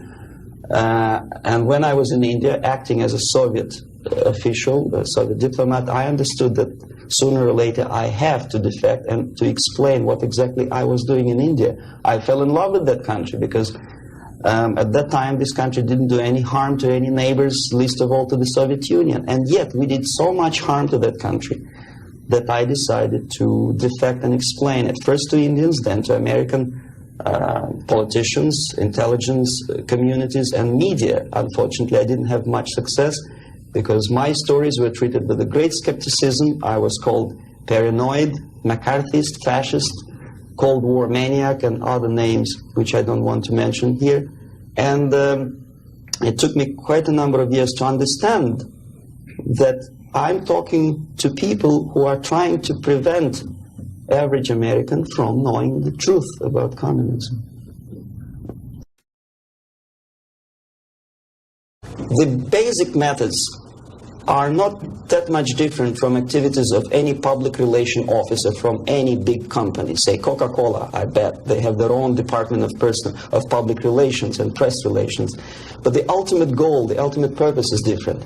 If Coca-Cola wants to make profit and to sell more Coca-Cola to nations of the world, the Soviet Union, the ultimate purpose of the Soviet system is not to sell anything, least of all ideology, is to destroy the civilization on which the affluence and freedom based, and replace it with a system of total control over life of human beings, the system of total exploitation. That's the ultimate purpose.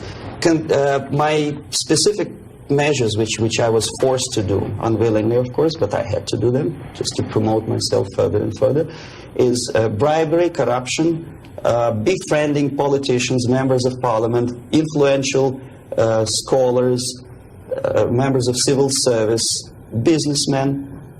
In other words, anyone who has anything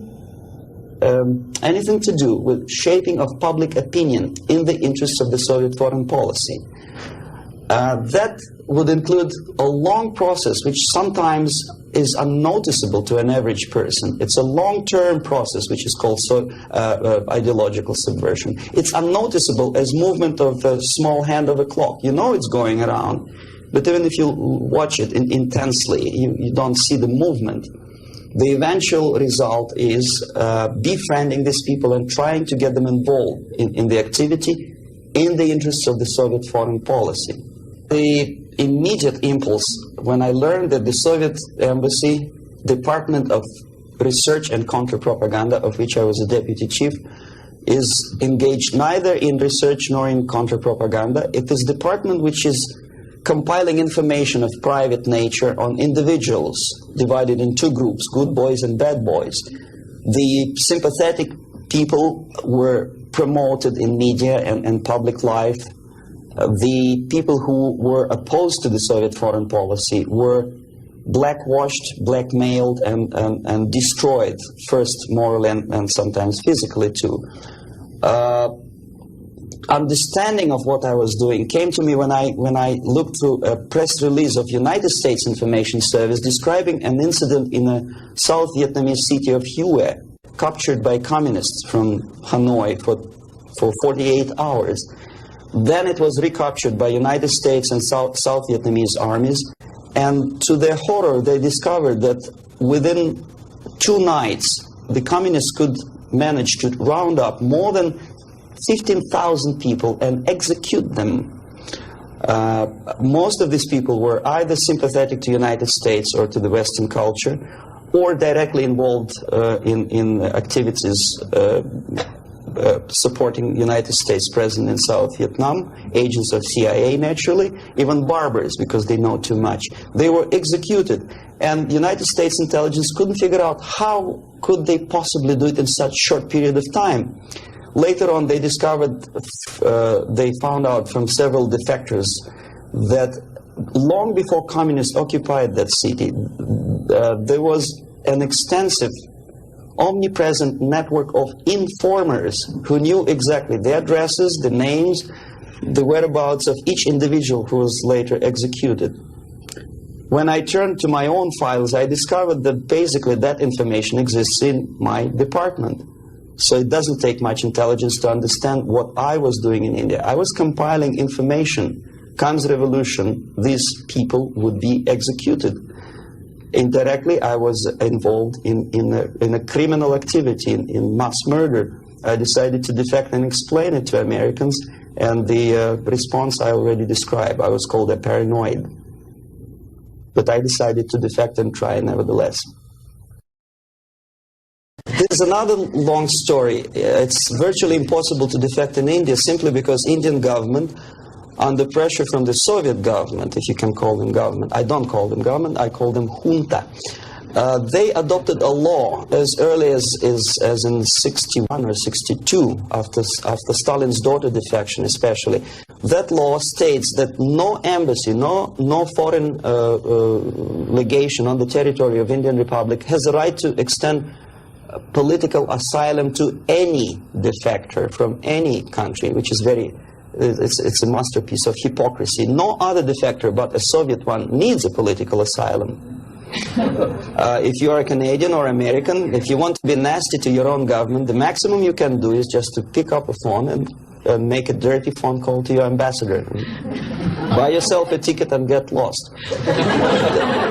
What happens to a Soviet defector under that law? If I knock a door of United States Embassy, by that law, the American diplomats have to turn me back to the Indian police, and Indian police takes me directly back to the Soviet embassy. And that's the end of my defection.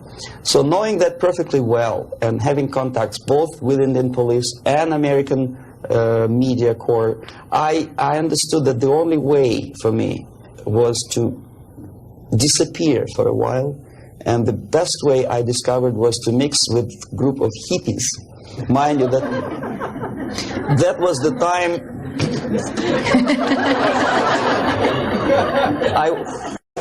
I was 13 years younger, so I looked slightly different, of course. I studied so-called counterculture in India. Sometimes good, sincere young people who wanted to study Oriental mysticism and culture and religion.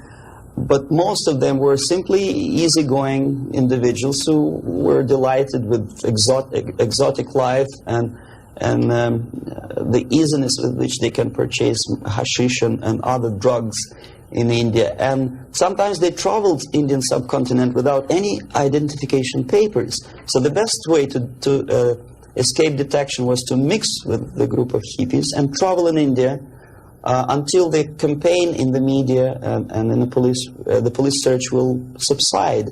All the newspapers in India carried my picture and announcement of the police that anyone coming forward with information about my whereabouts would receive 5,000 or 2,000 rupees. Knowing that perfectly well, I just walked India barefoot with beads and blue jeans, smoking hash and enjoying life. Until I found sympathetic journalists who smuggled me from India to Greece. Mind you, that was a military dictatorship at that time. Then only I approached American CIA, and they helped me to land in Canada as a legit, ordinary immigrant. So now I'm a Canadian citizen, as you can see from my patriotic tie. Canada is a kind of middle of the road country where there are so many various ethnic groups that another strange character who speaks both Russian and English and two Oriental languages, I didn't have any problem fitting into academic circles, and first being just a student at the University of Toronto, and later a producer with the Canadian Broadcasting Corporation.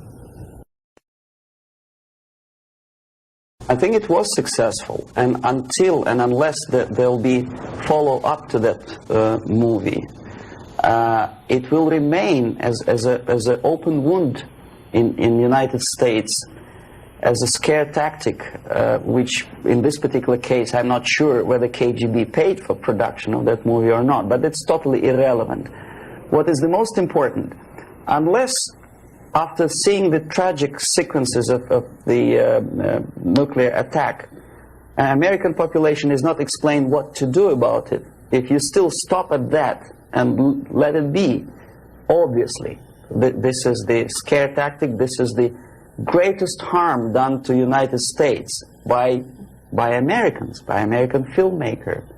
I bet Andropov and all his disinformation system could not possibly do that much harm to the United States. When you see something obviously sponsored by the Soviets, you understand, well, this is propaganda. You may or may not agree with this depending on your background and intelligence and education. But here it's a subtle approach, playing on the most sensitive strings of your soul, appealing to the most basic instincts of human nature, survival. But there are no answers. How to survive? Well, obviously, disarmament is not the answer, simply because some people naively expect Andropov to blush out of shame and reduce the number of warheads. It doesn't happen this way. We are facing unresponsive, irresponsible group of people for whom nuclear war is not a theory, it's a practice, and the military strategy of the Soviet Union is designed to do nuclear war and to survive and possibly to win. I started my military training when I was 6 or 7 years old, when I entered secondary school. And I graduated in '63 after almost 15 years of continuous training as a junior lieutenant of reserve of the Soviet Army. And psychologically, every Soviet citizen is well prepared for war, nuclear war. And technically, he is equipped with facilities and the knowledge how to use it in case of war or natural disaster. It doesn't matter.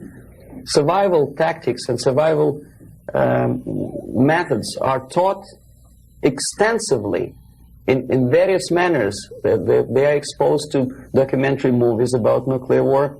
They know the technical data of radiation or contamination of air and land.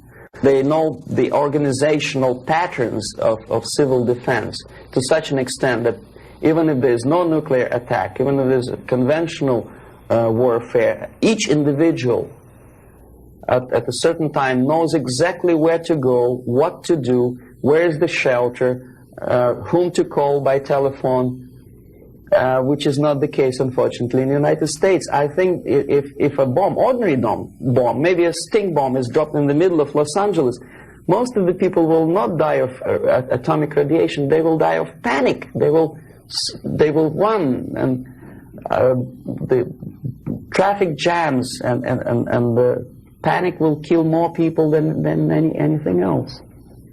And where do they go? Is there any literature about how to protect an individual? Is the medical first aid treatment? It's not taught to kids in American colleges, unfortunately.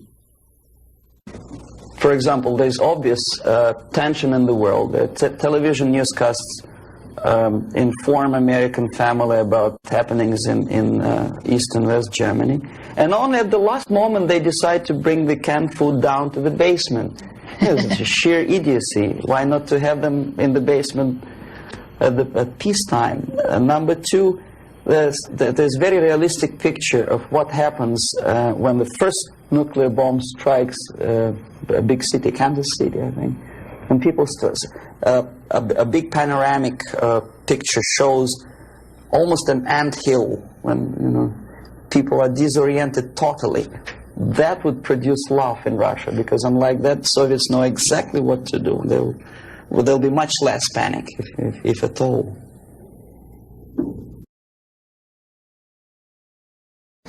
I know about infiltration of KGB into peace movement probably as much as an average American who reads newspapers systematically.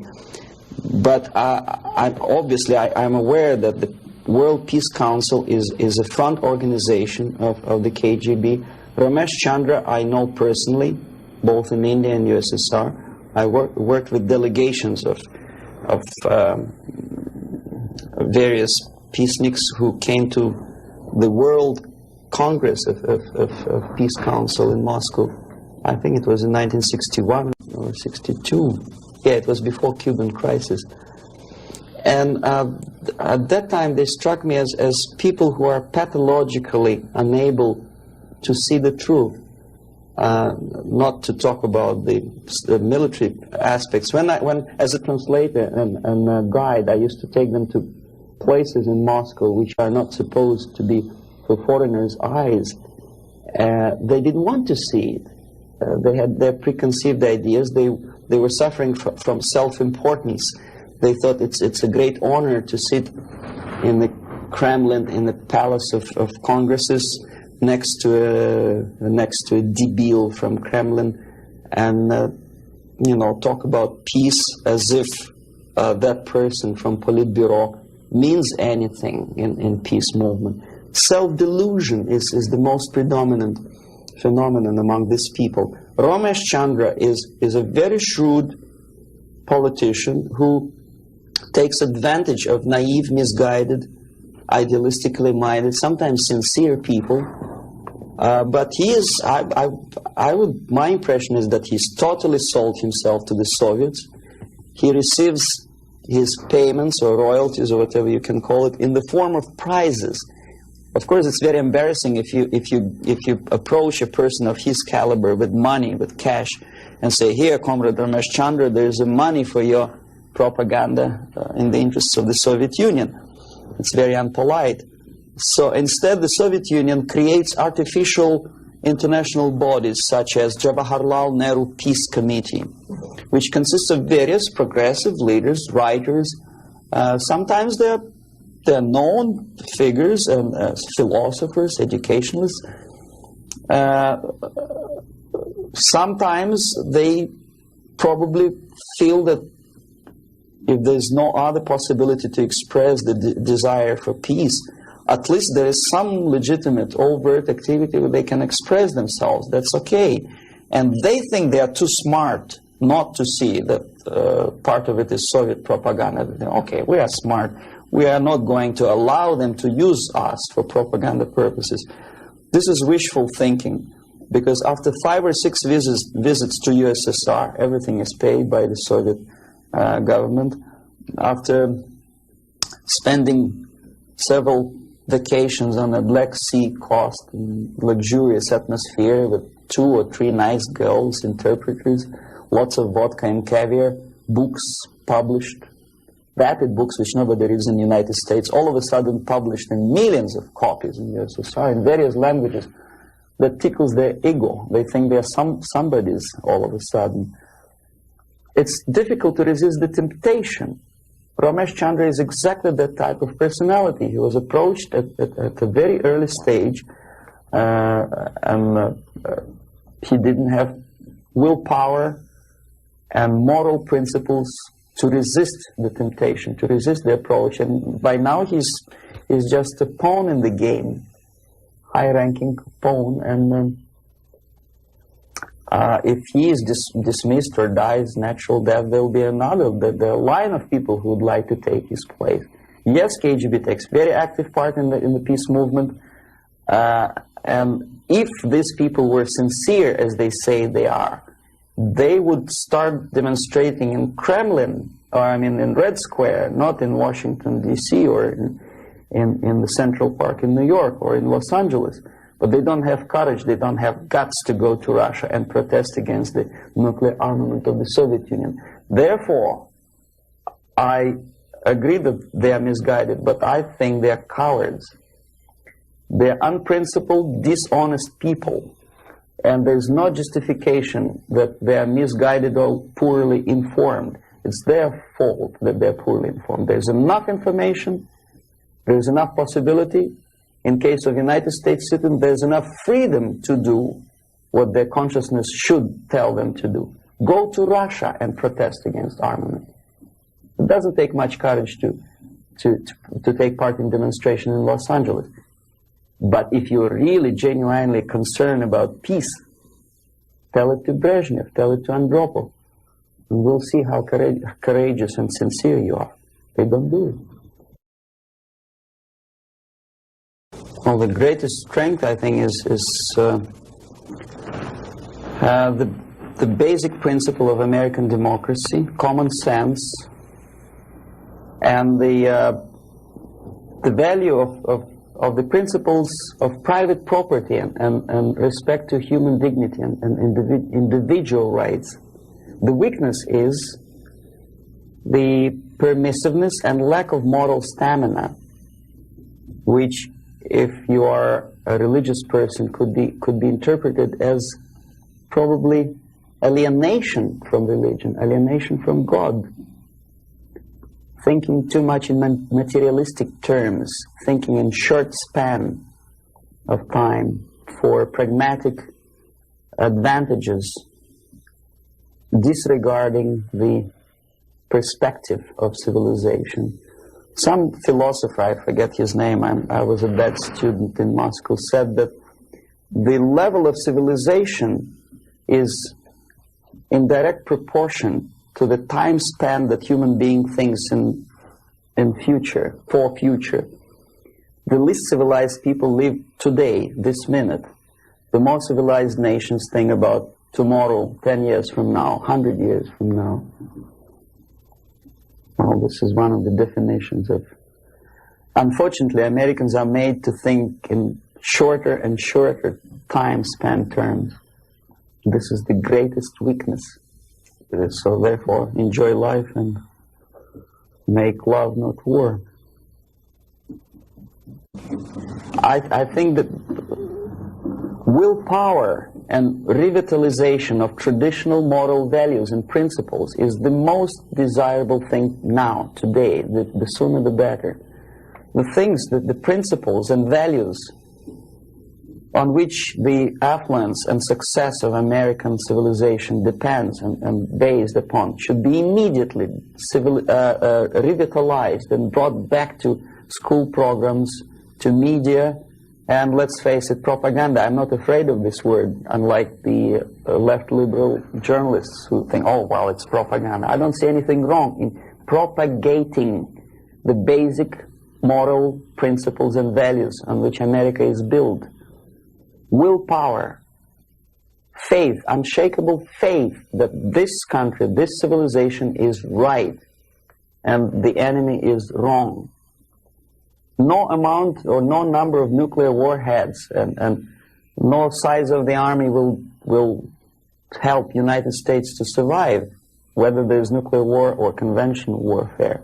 Vietnam proved very clearly that with all the technology, with all the supersonic bombers and napalm and whatnot, electronic gadgets and cold beer and Coca-Cola, you cannot defeat an enemy unless you are fighting and have faith in the righteousness of your fight. So that's the most urgent thing, I think. Wake up and convince yourself that you are on the right side. There should not be no neutralism or objectivity. Or objectivity is good when you are discussing philosophical concepts. In today's world, if you are neutral, you are already an enemy of your own country. You have to actively take part of your country, your side.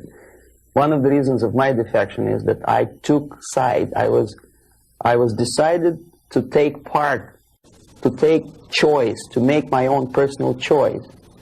For some strange reason today it's very fashionable, it's considered to be an intellectual chic, not to take sides.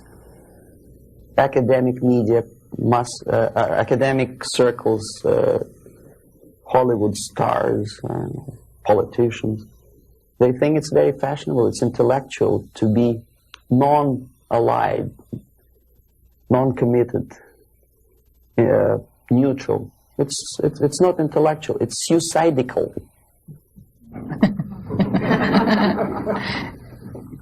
Suicidal. Okay, I'll start with a short explanation. I'm going to show you some slides now. The things that you're going to see, there's nothing new actually. They're reproductions from various media organs in the United States, USSR. Probably you see these pictures 100 times a day. I'm going to give you a different viewpoint on the same things, same facts that you see, and probably don't take much trouble to understand and think what you are seeing. I don't know if you heard my introduction. I'm an ideological subverter, yes, from Russia. Okay. Okay, it's the idea of showing the slides to you is just to provoke questions in your mind, and later on, if you still have patience with me, I will explain how exactly the system of ideological indoctrination and subversion works. Well, we know that we are living in a time of peace, and we know that recent walkout from the Geneva talks by the Soviets is centered around the nuclear arms and rockets. We don't see much about the Soviet preparedness, a Soviet viewpoint on the military strategy.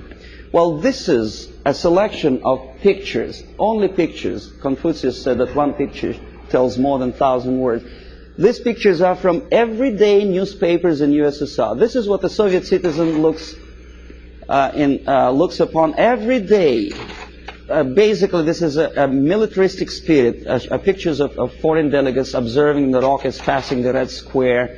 The idea of invasion, unlike in the United States, is not being criticized by the Soviet media at all. On the contrary, it's being forcefully encouraged from the age of, say, 5 or 6 years, 6-year-old. Every Soviet student or schoolboy has to go through military training.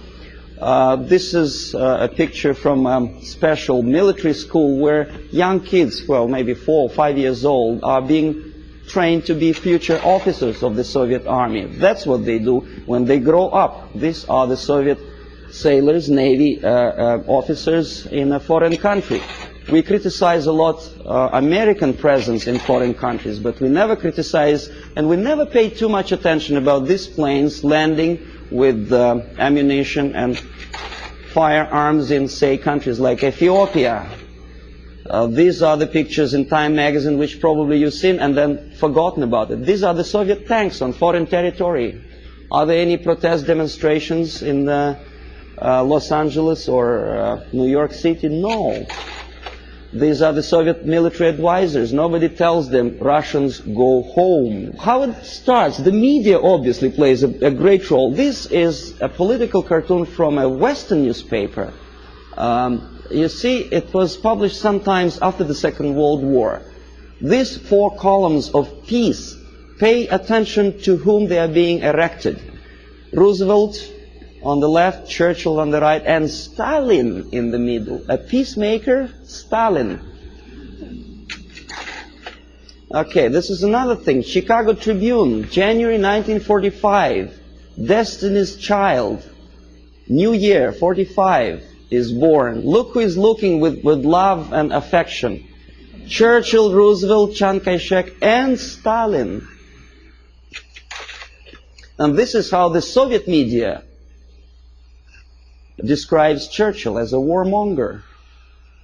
Искусство, Moscow, 1951. This is how the Soviet media presents American militarism linked with Nazism. This is how the Soviet media illustrates South African colonialism, not much different from a political cartoon in New York Times or Los Angeles Times. As a matter of fact, almost similar. Growth of inflation due to military expenses. A political cartoon from Pravda newspaper. It could be published as it is in Los Angeles Times. Nobody would wonder. NATO is criticized by the Soviet media, but so it is by the American media. Law and order, justifying the former military criminals. This picture. This is what this is a number of books which I selected in an average university bookstore. Most of them are left-wing propaganda. Erich Fromm, May Men Prevail? The Indochina story, of course, from the viewpoint of left. Lenin's work, How to Deal with Communists, by a former ambassador to USSR. Marx and Engels, Lenin, Herbert Marcuse. The communist movement. These are the books which are included in the list of reading for an average student of political science department in any college of Canada or United States. These are the books which are on sale in United States and Canada. Soviet propaganda. These are the booklets and magazines published by Novosti Press Agency, for which I worked for 12 years. No restriction for these booklets. I found them on the campus of Toronto University. Half of these books I edited myself when I was working for Novosti in Moscow. This is a very interesting thing. It doesn't say much unless I explain what it is. These are the seals attached to crates of books imported from USSR to Montreal. As you can easily see, the seal is unbroken, which means that the customs in Canada didn't bother to see what's inside. And as I know from my personal experience, we used to import machine guns, AK-47 and ammunition through India to Bangladesh in exactly the same crates, signed printed matter to Dhaka University. This is what editor of Time magazine suggests you to read at the time of invasion, fall of Southeast Asia to communists. Solzhenitsyn's Gulag Archipelago is on the bottom of the list according to the editor's choice.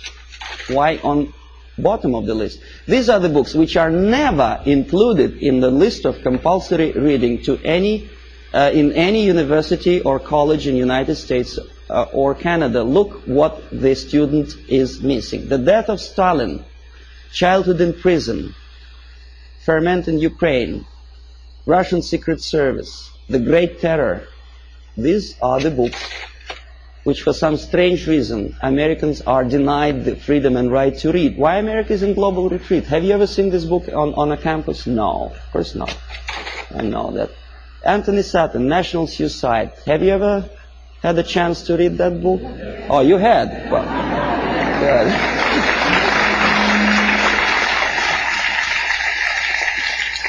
This is another very interesting thing. A description how drugs penetrate into Western society originated in communist world. For some strange reason, that textbook is never included in the list of compulsory reading for students of political science or international affairs. This is the book written by a former member of Communist Party in Czechoslovakia, explaining the tactics of subversion. For some strange reason, it was not published in the United States or Canada. The author had to pay for the publication himself after defecting to the West. This is another interesting example.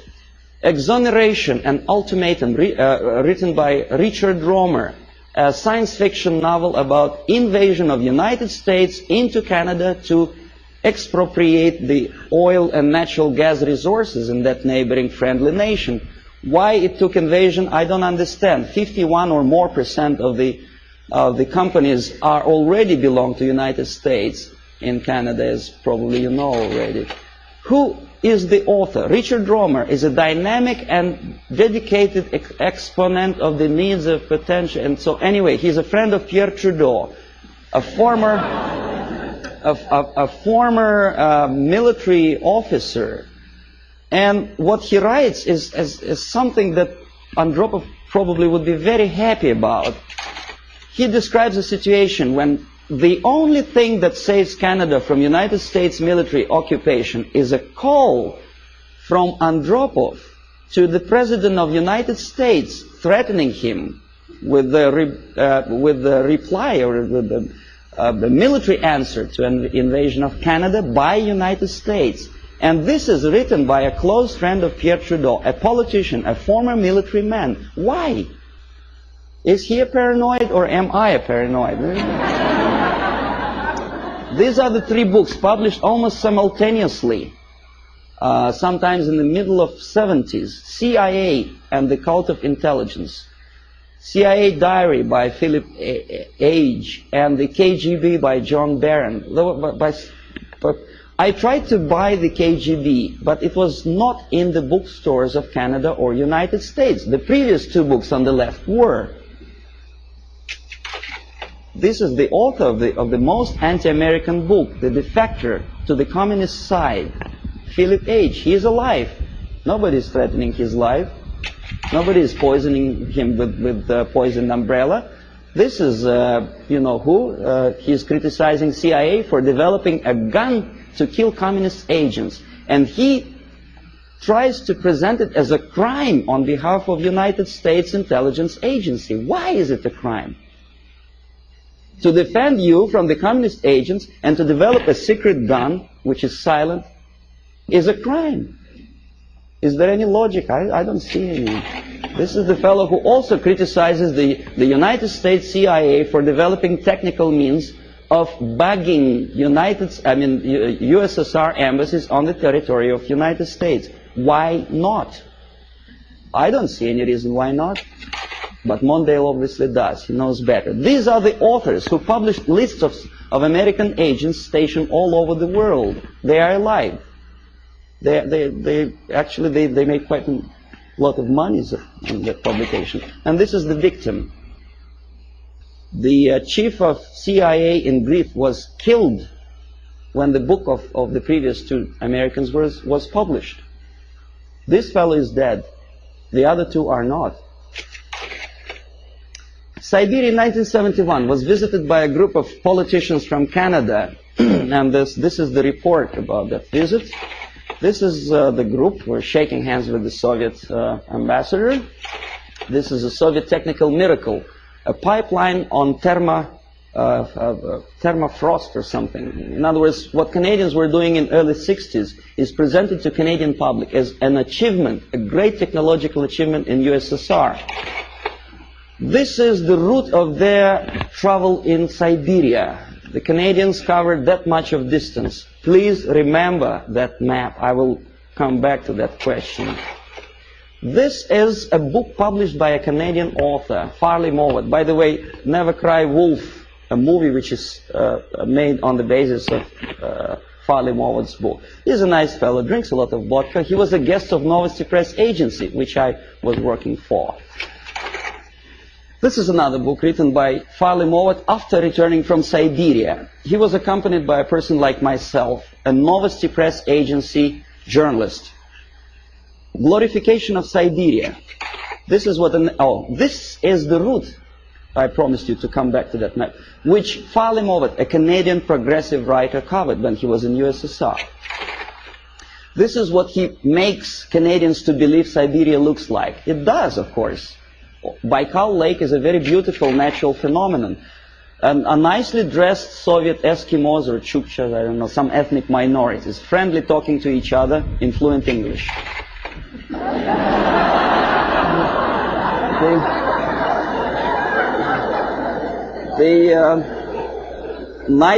Nice motel somewhere in the middle of Siberia. Huge hydroelectrical projects. It is true, it is built, but they never mentioned by whom. And this is what I eventually wanted to show you. These are the two routes. First one in red ink by Canadian government delegation. In blue ink by the author Farley Mowat, accompanied by Novosti Press Agency. The black dots are locations of Soviet concentration camps. These people were shown the places where the slave labor is being used by the Soviet government, if you call them government. I call them junta of mass murderers. But there is not a single mentioning, not a word, that those beautiful electric stations were built by slave labor. This is what Canadian reader will never see in the report by Canadian politicians or the progressive writer Farley Mowat. You say, well, that's Russia. This is not a kindergarten. This is a prison for children of prisoners. These are the houses.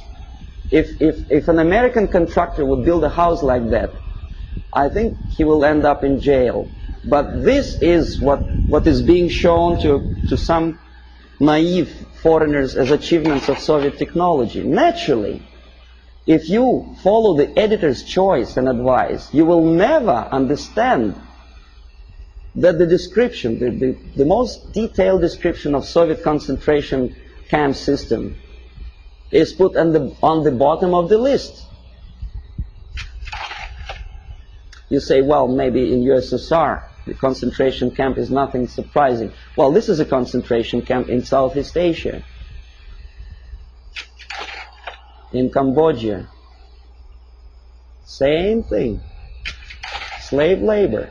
This is what happens to slave laborers when they don't obey the orders. They are being executed, not by firing squad, because bullets are too expensive, by shovels, crushing skulls. This is the victory of communism for you. This is what happens to their children. And this is the originator of this slaughterhouse, Cambodian Premier Pol Pot, during interview with Time magazine. Very nice, plump, fatherly image. You are made to believe that Holocaust happened during the Second World War is something that may happen again. It may. But the originator of it may not necessarily be the Nazis. We don't have any Nazi submarines roaming around the shores of the United States and Canada. We have liberation forces. That's what Holocaust. This is happening right now, after the so-called National Liberation Movement. This is a still from a movie, Holocaust, a television production. The Nazis are shooting the prisoners, the Jews. We are made to, well, it's horrible, of course, there's no denial. It happened many years ago, and the tactic, which I will explain you later if you have patience with me, is sidetracking your opinion from present danger to the past. From this. This is present time. This is past time. This is happening right now in Asia, Africa, and Latin America. Is there any movie about Holocaust which happens now? No. This is what happens in, well, it did happen in Rhodesia before it becomes Zimbabwe. It's a black girl, by the way, not a white one. This is the result of the socialist movement. These people were killed by those who are now in power in Zimbabwe. And we call them reverend bishops or whatever. This is the supply of Soviet arms to Rhodesia before it turned into Zimbabwe. And this is a very interesting picture. A poor South African is showing his internal passport, saying that there's no freedom and he has to live wherever he is assigned to live by the police. For some strange reason, not a single media outlet in the United States makes a comparison, because in Russia every citizen has a passport like that. And the Asian ethnics in USSR do not have the right to live in those areas which are designed for the whites, and the other way around. But we are getting emotional about this passport. Why not about Soviet passport? The answer is flowing in the wind, how they sing in the wind. Okay, the feeling of guilt. Open any magazine. There are lots of pictures like that. Hungry people asking for your dollar. Donation. Think about it. Emma De Leon has no one else to turn to except you. See how many pictures? I collected them within 1 week. And who helps them? Rock stars. Through United Nations, UNICEF. And how they use this money? They buy arms. Have you noticed that countries like Philippines never ask for donations? Why? Because they have free market system. Oh yes, they have military dictatorship, oppression of civil rights. But for some strange reason, only those countries which are already liberated by Marxists are asking for your donations. Why? And when they get these donations, will you be my friend? This is what Time magazine wants you to think. If not, the implication is this is what's going to happen. Kolwezi, when white miners stationed in this small country, African country, were murdered by so-called National Liberation Movement. This is the result. Raped and murdered after your donations. And who is supporting these movements? Of course, United Nations.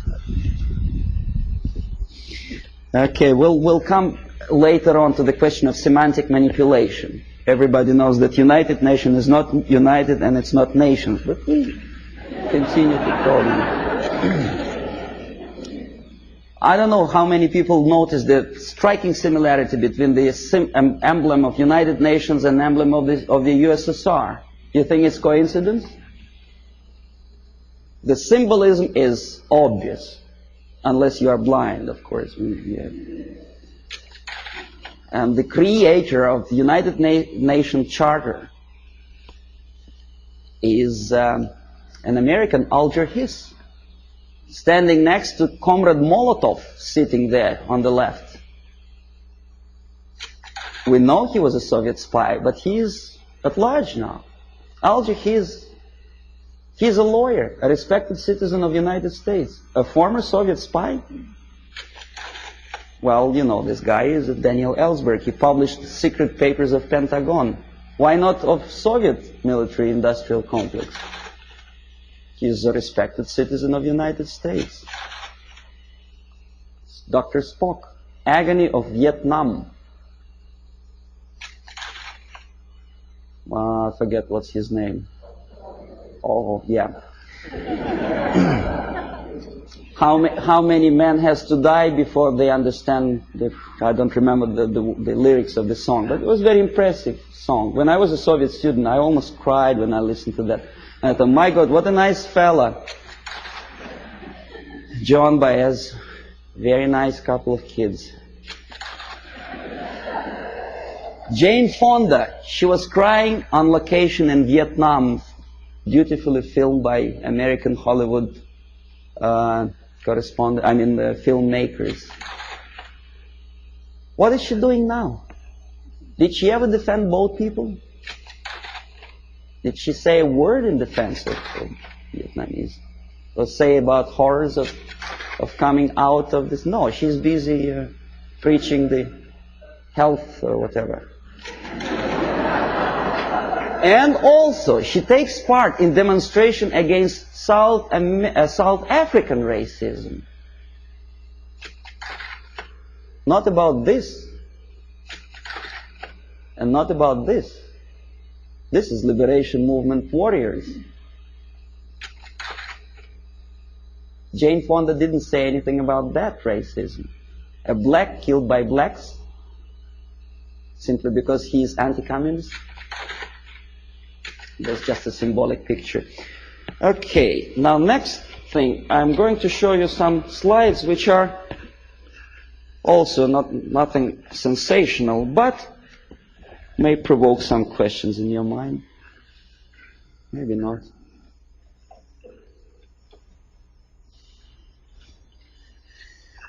Okay.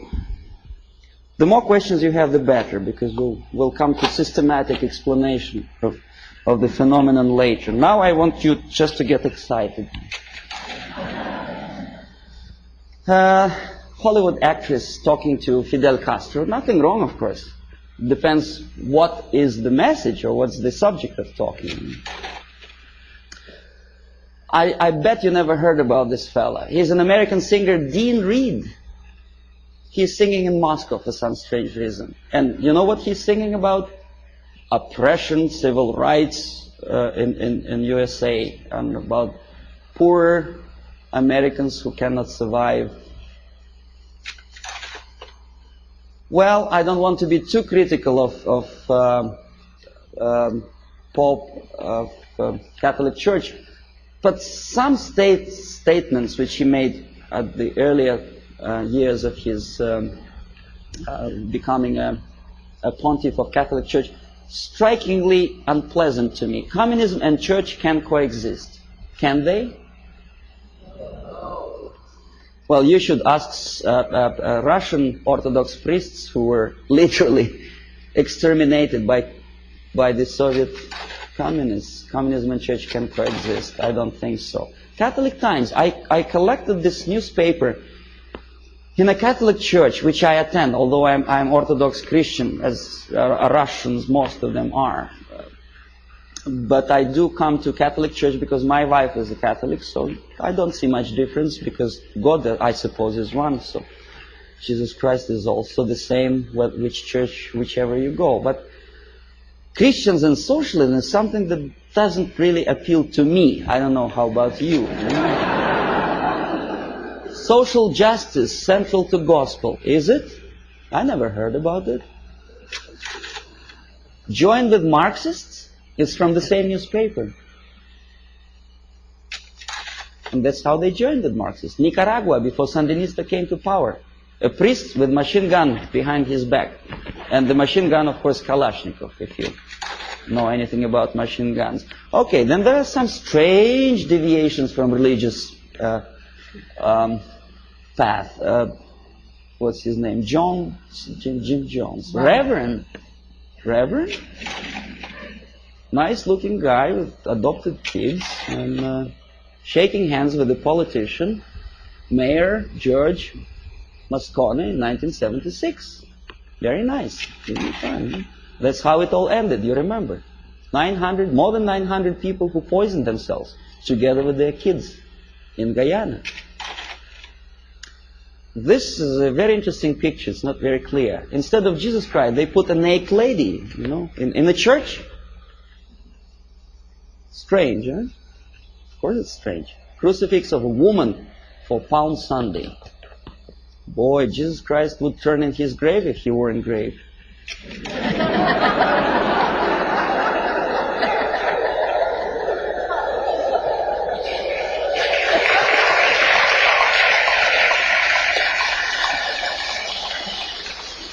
Now this is something that also indicates some strange occurrences within the framework of organized religion. In Struggle, a paper with hammer and sickle, published by a Canadian group of Trotskyites, very dynamic, extremely radical group. They challenged the question, whose democracy is this? Meaning that Canadian democracy is not democracy at all, simply because that radical group is challenged by the local police. Right? So nothing new, we know about this. But look where this paper is being distributed. Political repression, Friday, October, Battle Street, United Church. Strange, huh? See, this is the same leaflet, enlarged. This is another thing. President Carter handed over an antique crown belonged to Church of Hungary to the present communist regime of Hungary. Why? I don't understand. To make them friendlier to church? I doubt. Feminist movement. I don't know how you feel about feminism. I don't think that to be equal with men, you have to politicize your movement. You cannot legislate equality. You have to be equal. But that distracts your mind from real issues of family, loyalty, and well, if you feel moral foundations, and they make a great political capital on that. First Lady of the United States sitting to some kind of, I forget what her name was, exposing her tits to the media. I mean, this is, and by the American media standards, this is something normal, acceptable. A First Lady of the United States together with a lady who burns her bra. I don't know. Well, ladies in the army, of course, I don't know what's your opinion. I never heard about girls in the Soviet army, especially in the infantry force, simply because when they have period, that may create a problem for invasion of, say, Afghanistan.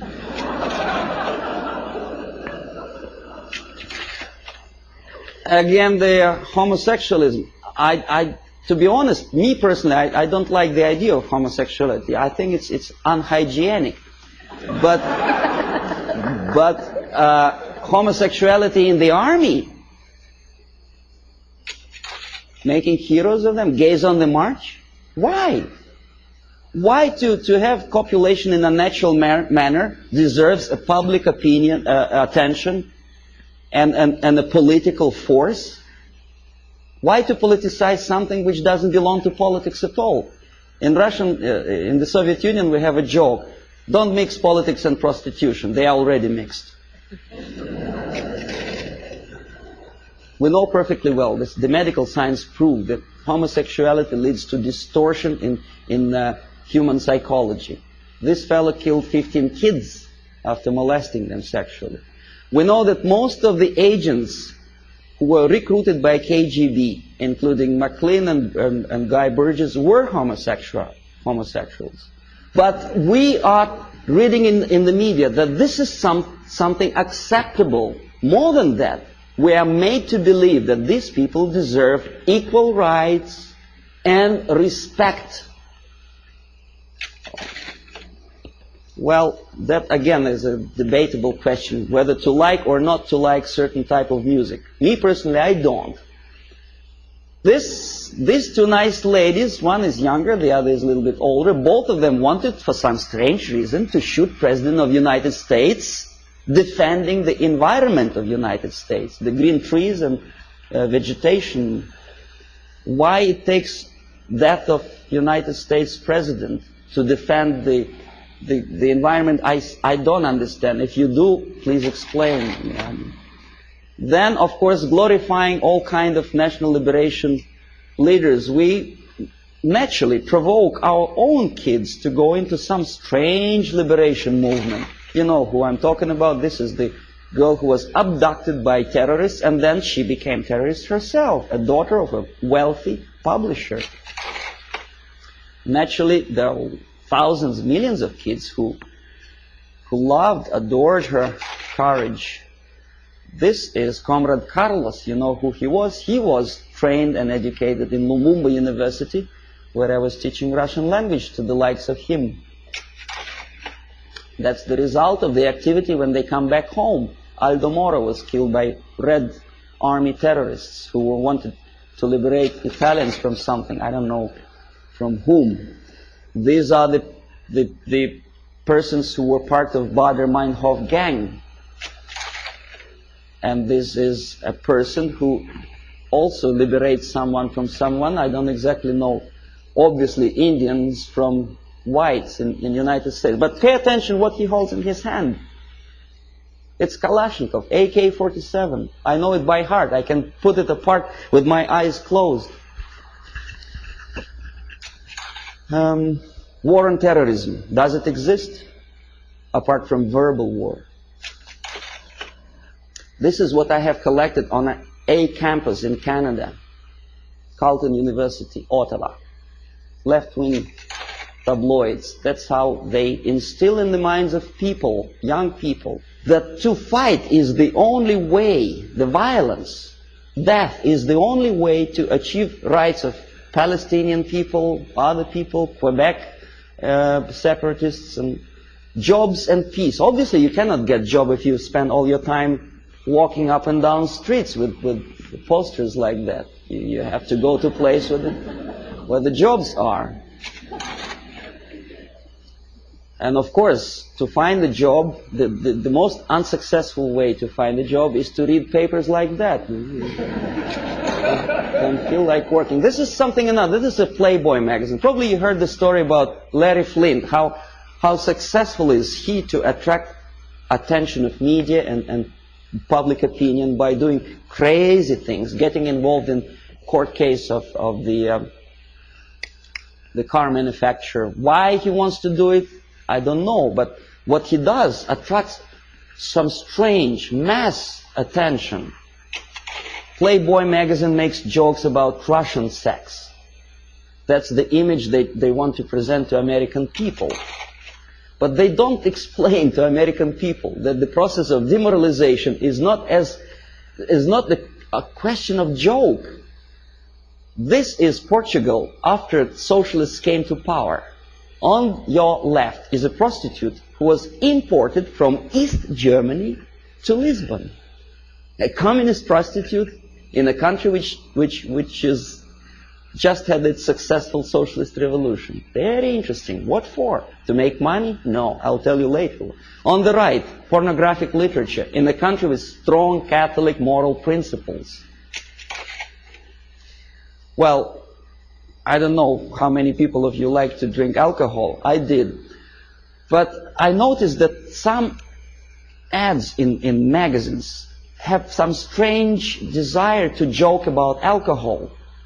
And the jokes are closely related to justification of Soviet, Russian presence. A prominent Russian joined the secret service.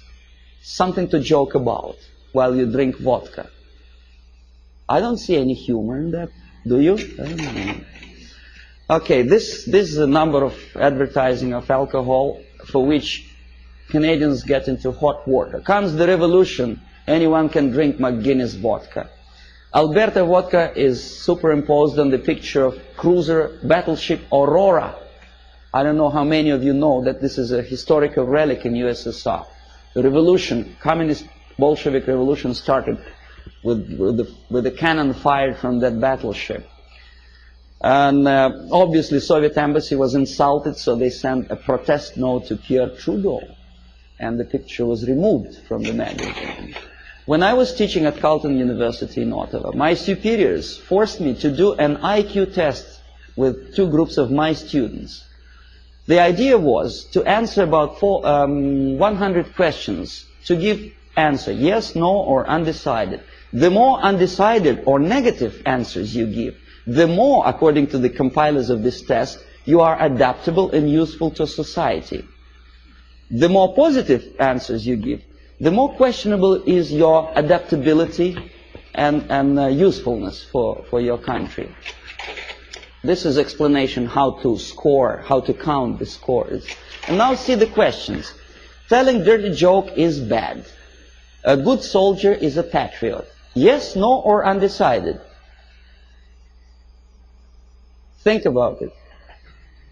Every communist should be run out of the country. Yes, no, or undecided. The Bible is the greatest source of truth. Right? God is everywhere. A person who kills another person is a murderer. Yes, no, or undecided.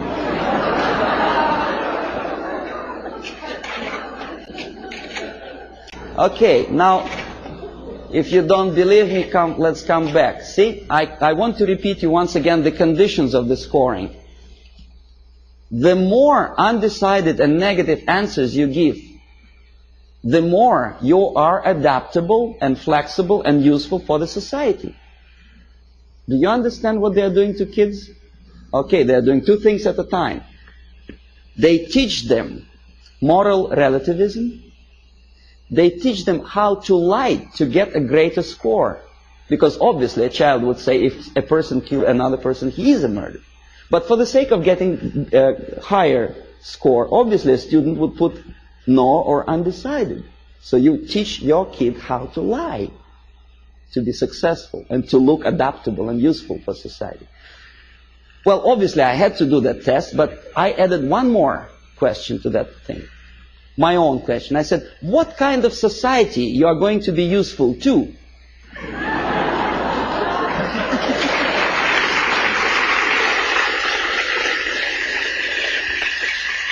And most of my students give me an excellent answer. They say, a society where there is no moral principle, no respect to God, love, family, and working ethics. Very simple. They are not that stupid. Here we are, Comrade Brezhnev. Now, this is the picture from a Soviet magazine. Obviously, Soviet media tries to project their leaders in the most respectful way. Very impressive, very fatherly, very serious person. There is nothing surprising. What else is new? Of course. But this is Time magazine, an American magazine. The caption is not quite clear, but it says basically that Comrade Brezhnev doesn't give interview to Time magazine. The message is clear. He's a positive, caretaking person. He's too busy to take care of the world problems and economical problems in Russia. It's a very humorous caption. But nevertheless, the impact, if you are not quite concerned about politics, what is your impression about this nice gentleman? Nice, smiling, tired, well. And this is how media presents your leaders.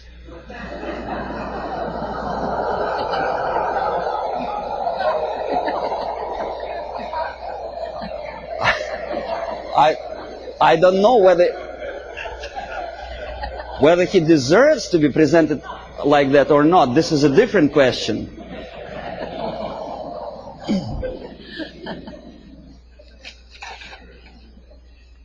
This is Prime Minister of Great Britain about 10 years ago, together with Beatles.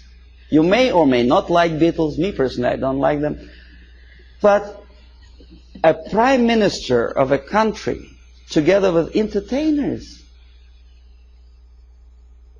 The Queen, Her Majesty Queen, knighted Beatles, a highest honor which previously in all times was given only to the most deserving patriots of the British Empire, was given to a bunch of monkeys.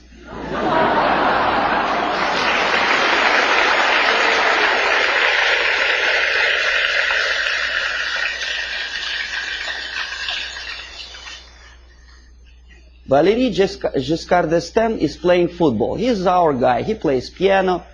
No, never mind what he does for politics or world problems. He's nice, charming personality. Helmut Schmidt is taking part in a circus performance. Nice, charismatic leader. Never mind what his policies are. He's popular. He's in the section of People of Time magazine. First Lady of United States together with the pop singer, folk song singer. Well, so what? You know, we had a saying in Russia that in old times, clowns were entertaining the royalty.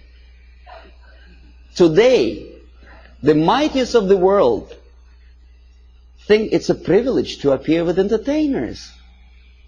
It's just the reverse of the old principle, you know. They are the entertainers of entertainers because they want it for their political career. Ed Kennedy dances in Moscow. Why? I mean, is that his business to go to USSR? Why doesn't he occupy himself with something more relevant to the urging problems of the world? He thinks he is going to be popular. In America, maybe, but in Russia, they look at him as a schmuck out of his mind.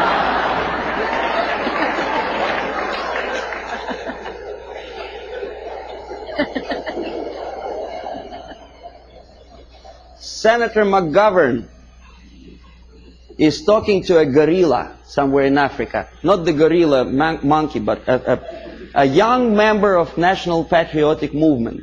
The movement which is indoctrinated by the Soviets, armed and paid for. He thinks he's smart and he's something to admire. I bet the guys who are standing behind don't think this way at all. Well, Kissinger just by mistake is here. Would you buy a second-hand car from this?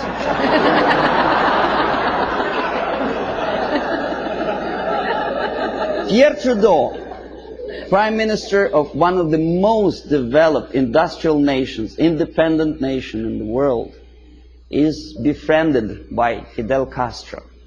If you remember, Canada never stopped trade relations with Cuba, despite the urge from the United States government administrations not to sell Cuba strategic technology and materials. No, he wouldn't listen to the United States. He smiles at Fidel Castro. Meanwhile, his wife, estranged wife, Margaret Trudeau, is talking to rock star. I forget his name. That's it. That's him, right? And he is posing for pictures like that. That's the Prime Minister's wife? That's her too. In French Riviera with some Hollywood actor. Why? 50 years ago, for a thing like that, a prime minister would have to resign. It's a shame for a nation. Not anymore. Okay, now détente. It's another debatable question. Why we are so happy, Comrade Nixon?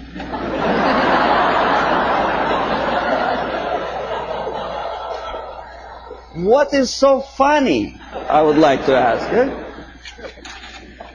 Yeah, smile again. Why? He's standing next to a mass murderer and he's smiling. Why?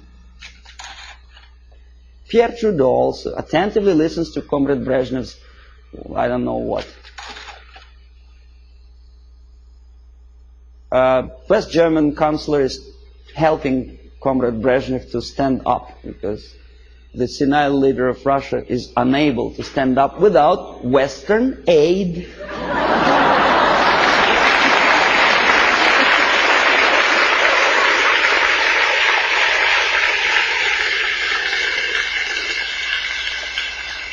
Well, you may say, well, it's West Germans, they're too close to Russia, probably they do it just in case. Okay, here's the same thing. Carter is helping. The president of the mightiest power in the world, United States, is helping Comrade Brezhnev. You remember the incident when Brezhnev almost stumbled down the staircase somewhere in Vienna, of course, and thanks to Carter, he didn't fall. Andrew Young is talking to a dictator in Africa. Again, McGovern, I think, is talking to Agostino Neto, a Soviet puppet in Luanda. Why? Is it that necessary to be friendly, to smile at each other? Now we're coming to space, from Earth to space. Clouds over the space program. Why clouds? Mind you, this is after 3 or 4 successful landing on Moon. Why clouds? Okay, here's 2 pictures. Left, Soviet cosmonaut walking into Kremlin Hall for a ceremonious reception. On the right, 2 American cosmonauts casually watching TV. On the top, Soviet Politburo talking to the space pilots on orbit. On the lower picture, Lyndon Johnson with, I think that's Glenn, no? An American spice pilot. Now, even if you don't know anything about the theory of information, the comparison, mind you, this is a French magazine, it's not a Soviet propaganda. The comparison of the size of the pictures gives you the message already. What is more important? What is more impressive? Here, a picture from Soviet newspaper Pravda. A Soviet schoolboy compares 2 replicas of Soviet Soyuz spacecraft and American Apollo. Friendship in space, détente, right? Pay attention to the size of the spacecrafts. They are almost identical, right? Now this is what the size, almost actual size is. The American spacecraft is on the left. It's almost twice as big as the Soviet one, right? Okay, this is a Soviet picture. This is an American picture with true sizes. Okay? You say, well, Soviet media, of course, tries to diminish the successes of the American space program. Now, this is an American media. On the left, a Soviet moon walker or Soviet probe on moon. On the right side, an American space Volkswagen, as they say. It actually was used on the surface of moon. The sizes are almost identical, right? Wrong. The thing on the left is the size of a tea kettle. In other words, about 100 times smaller. But Time magazine does not explain it to the readers. An average person in the United States has an impression that the junk on the left is as important and as successful as the masterpiece of technology produced by American mind and ingenuity. Okay, you remember Skylab? There was a time when it just about to fall down on the United States or any other country. And the Pentagon was very worried. There were pictures, there were discussions on TV. Some strange characters even started joking about it. See the Skylab target. A lot of emotions expressed about the failure of United States Skylab. A lot of bitter opinions were expressed about the unnecessary spending on space research. But when Soviet nuclear-powered satellite fell on the territory of Canada, there was no protest demonstrations, there were nothing like that. Nowhere in the world. Ask yourself why. According to some information, this was not a satellite at all. It was a flying atomic bomb. Canadians spent something like $15 million just to find the junk on their own territory. Thanks God it fell in inhabited areas of Canada, in Northwest Territories, where only penguins live. But what if it fell on Toronto? A flying nuclear bomb? Oh boy. But no protests. Here, Soviet ambassador Anatoly Dobrinin happily looking at the linking of American and Soviet spacecraft. In where? In American Grounds Control Center. This is a picture from Time magazine. This is also a picture from Time magazine. Soviet citizens are watching the same moment, linking of spacecraft. Think about it. Compare. Here, happiness. On the right, American representative of the NASA and Dobrinin, very happy. That's how ordinary Soviet citizens think about the farce in space. They understand perfectly well that linking spacecraft in space is just a fake. It doesn't mean anything. Look at their faces. They are sad. A dream was realized. Was it worth the price? Pessimistic question, right? After all the successes of American space program, the media tries to instill in your mind a doubt, pessimism. Why? Oh, this is a frog. I don't know how much you know about frogs. I'll tell you that a frog can see a mosquito only if it moves across the area of its vision. If a mosquito quietly sits on a grass blade, the frog doesn't notice it. That's the attitude of American media. They do not notice problem unless it moves, and moves close to Hilton where they station.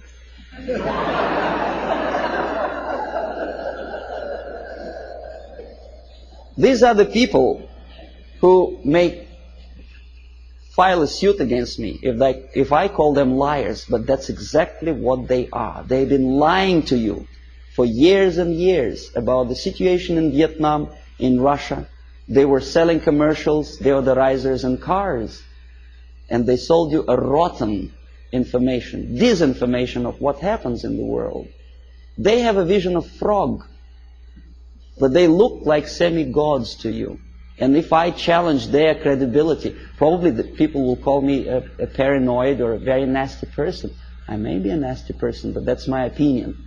I was a person who used to take these people for a ride when I was working for the Soviet side.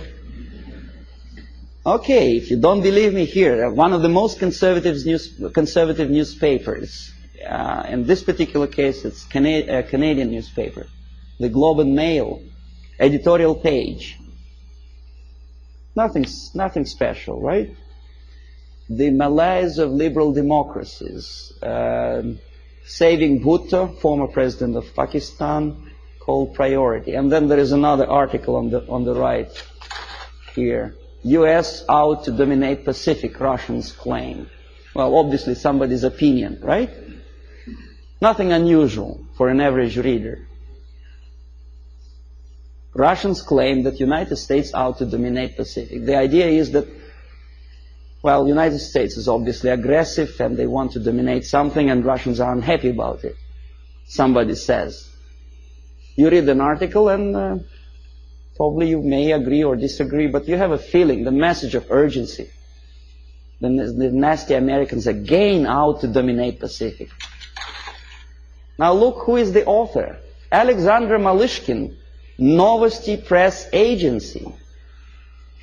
Not a word. Who is Malishkin and what is Novosti Press Agency? An average reader will accept this article as a legitimate, overt expression of an ordinary journalist. It is not an opinion. It's a fabrication by an extension of KGB. Novosti Press Agency is organization for which I worked for 12 years. This is highest example of dishonesty and disinformation. Just one line more would explain to an average reader what is that he is reading. But alas, there is no explanation. Now this is the monument to Mother Russia in former Stalingrad. Now it is Volgograd. The statue is designed to instill feeling of patriotism and I don't know what else. Pride maybe for the motherland. These are the pictures of construction, high-rise apartments in Moscow, glorious achievement of Soviet technology, caviar as an average staple food of Russians. These are the minks and furs that Soviet citizens wear. You know, that's how they look when they relax. Fat, nice ladies, you know. You think it's Soviet propaganda? No, comrades. This is also some fashions, latest fashions from Russia, right from Kremlin, for an average Soviet housewife. Well, obviously, it doesn't take much intelligence to understand that this is not quite true. And obviously, it has something to do with the Soviet propaganda. The myths and the realities of the KGB, you don't see the... From Stalin to Kosygin, The Myth and the Realities, by Avril Harriman, a former ambassador of the United States to USSR. Very complimenting article to the Soviet system. And this is where it comes from. You thought it was from a Soviet magazine, right? No, it's from Look magazine. An American magazine which published that crap. If you don't believe me, I'll tell you that I was a person who accompanied a group of journalists from Look magazine when they came to Moscow on invitation from Novosti Press Agency. I made them to publish that thing, for which I was awarded, I received the bonus, a free ticket to Italy for a week.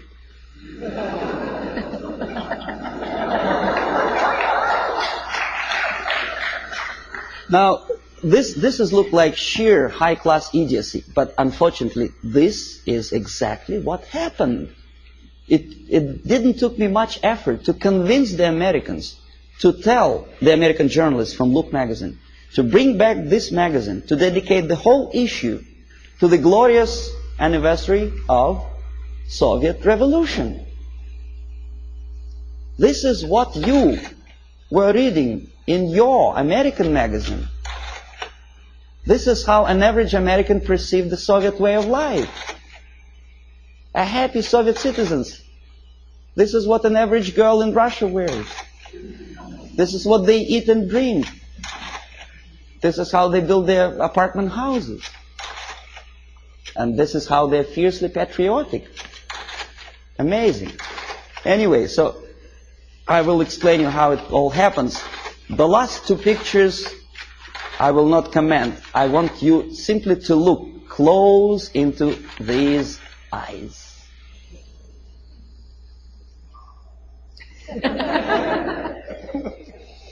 This is the person who wants to liberate you, wanted at least. Not anymore, he is dead. But there are many other people with the same type of eyes. If I were a deeply religious person, my answer to that picture would be, these are the eyes of a Satan. He is. Nice fellow, right? United Nations celebrated back in 1969, I think, the 100th anniversary of his birthday. The greatest leader of mankind. God forbid us to have leaders like that. Well, that's all. Well,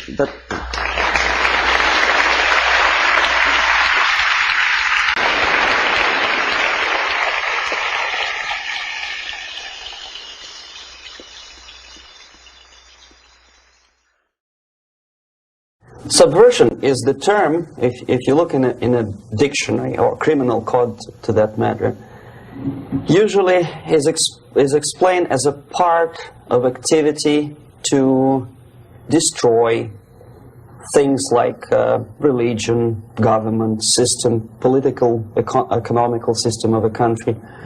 And usually it's linked to espionage and such romantic things as blowing up bridges, sidetracking trains, cloak and dagger activity in Hollywood style. What I'm going to talk about now has absolutely nothing to do with the cliché of espionage or KGB activity of collecting information. So the greatest mistake or misconception, I think, is that whenever we are talking about KGB, for some strange reason, starting from Hollywood movie makers to professors of political science and quote-unquote experts on Soviet affairs, or Kremlinologists as they call themselves, they think that the most desirable thing for Andropov and the whole KGB is to steal blueprints of some supersonic jet, bring it back to Soviet Union and sell it to the Soviet military-industrial complex. It's only partly true. If we take the whole time, money, and manpower that the Soviet Union and KGB in particular spends outside of USSR border, we will discover, of course there are no official statistics unlike with CIA or FBI, that the espionage as such occupies only 10 to 15% of money, time, and manpower. 15% of the activity of KGB. The rest, 85%, is always subversion. And unlike a dictionary of English, Oxford Dictionary, subversion in Soviet terminology means always a destructive, aggressive activity aimed to destroy the country, nation, or geographical area of your enemy. So there's no romantics in there, absolutely. No blowing up bridges, no microfilms in Coca-Cola cans, nothing of that sort. No James Bond nonsense. It's most of this activity is overt, legitimate, and easily observable if you give yourself time and trouble to observe it. But according to the law and law enforcement systems of the Western civilization, it's not a crime. Exactly because of misconception, manipulation of terms. We think that subverter is a person who is going to blow up our beautiful bridges. No. Subverter is a student who comes for exchange, a diplomat, an actor, an artist, a journalist like myself was 10 years ago. Now, subversion is an activity which is a two-way traffic. You cannot subvert an enemy which doesn't want to be subverted. If you know history of Japan, for example, before 20th century, Japan was a closed society. The moment a foreign boat comes to the shores of Japan, the Imperial Japanese Army politely tells them to get lost. And if American salesman comes to the shore of Japan, let's say 60 or 70 years from now back, and says, oh, I have a very beautiful vacuum cleaner for you, with the good financing, he says, please leave us, we don't need your vacuum cleaner. If they don't leave, they shoot them to preserve their culture, ideology, traditions, values intact. You were not able to subvert Japan. You cannot subvert Soviet Union because the borders are closed. The media is censored by the government. The population is controlled by the KGB and internal police. With all the beautiful glossy pictures of Time magazine and Magazine America, which is published by the American embassy in Moscow, you cannot subvert Soviet citizens because the magazine never reaches Soviet citizens. It's collected from the newsstands and thrown to garbage can. Subversion can be only successful when the initiator, the actor, the agent of subversion has a responsive target. It's a two-way traffic. United States is a receptive target of subversion.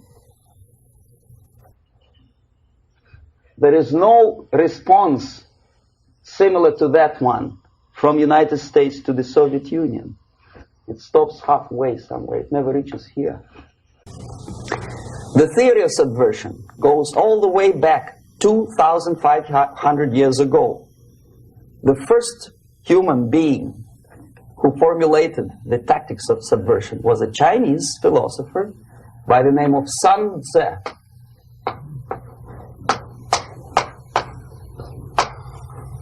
To 2,500 years BC. He was an advisor for several imperial courts in ancient China. And he said, after long meditation, that to implement state policy in a warlike manner, it's the most counterproductive, barbaric, and inefficient to fight on a battlefield. You know that war is continuation of state policy, right? So if you want successfully to implement your state policy and you start fighting, this is the most idiotic way to do it.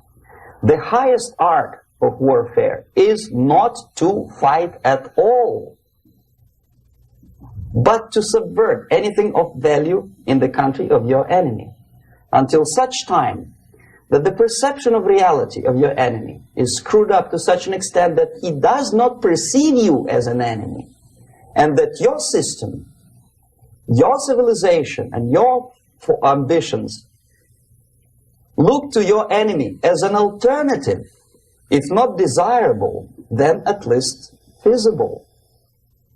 Better red than dead. That's the ultimate purpose, the final stage of subversion, after which you can simply take your enemy without a single shot being fired, if the subversion is successful. This is basically what subversion is. As you see, not a single mentioning of blowing up bridges. Of course, Sun Tzu didn't know about blowing up bridges. Maybe there were not that many bridges at that time. But the basics of subversion is being taught to every student of KGB school in USSR and to officers of military academies. I'm not sure if the same author is included in the list of reading for American officers, to say nothing about ordinary students of political science. I had difficulty to find the translation of Sun Tzu in the library of a university in Toronto and later on here in Los Angeles. But it's a book which is not available. It is forced to every student in USSR. Every student who is taught to be dealing further in his future career with foreigners. What subversion is? Basically, it consists of 4 periods, time-wise. If we start from here and go this way, time, right? This is the beginning point. The first stage of subversion is the process which is called, basically, demoralization. It says for itself what it is.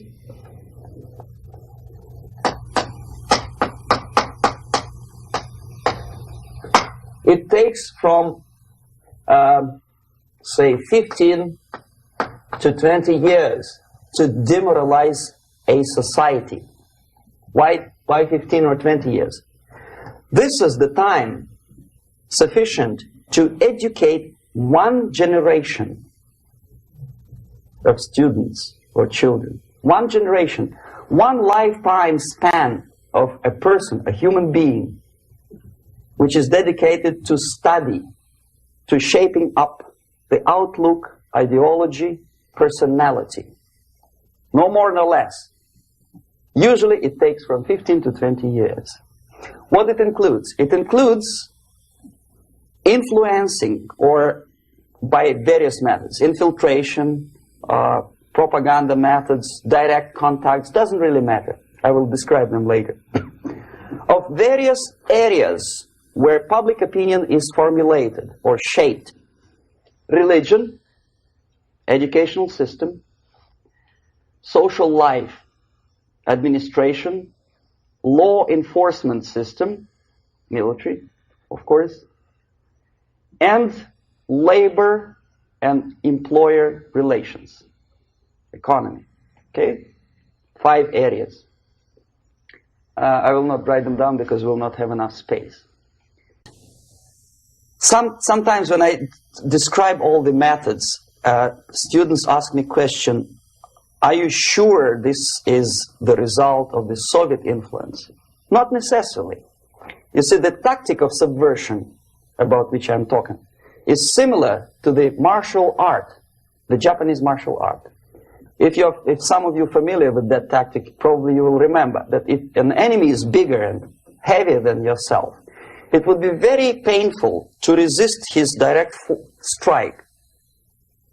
If a heavier person wants to strike me in the face, it would be very naive and counterproductive to stop his blow.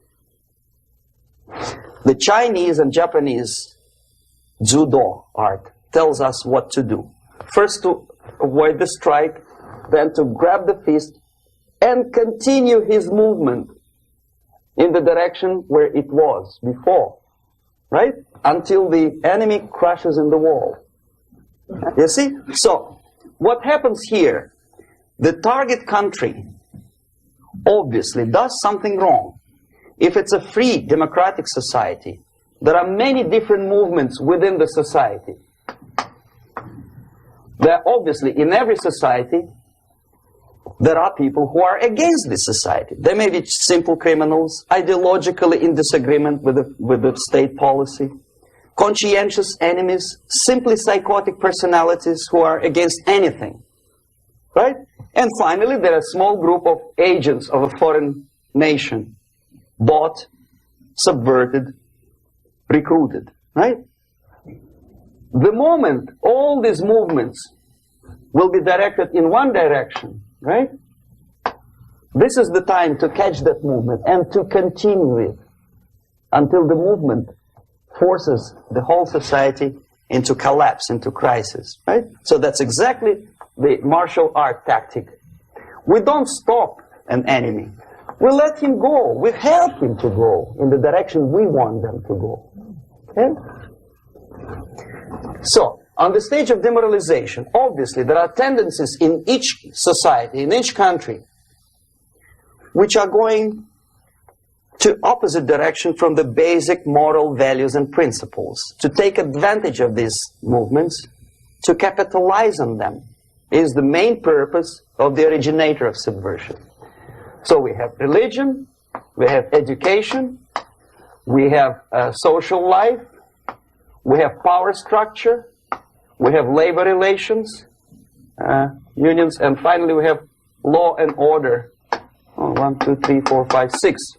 Okay? These are the areas of application of subversion. What it means exactly?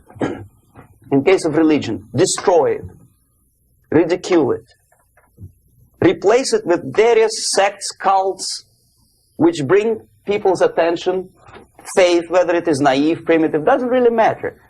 As long as the basically accepted religious dogma is being slowly eroded and taken away from the supreme purpose of religion, to keep people in touch with the supreme being, that serves the purpose. Therefore, replace it, accepted, respected religious organizations with fake organizations. Distract people's attention from the real faith and attract them to various different faiths. Education. Distract them from learning something which is constructive, pragmatic, efficient. Instead of mathematics, physics, foreign languages, chemistry, teach them history of urban warfare, natural food, home economy, your sexuality, anything, as long as it takes you away. Okay? Social life. Replace traditionally established institutions and organizations with fake organizations. Take away the initiative from people.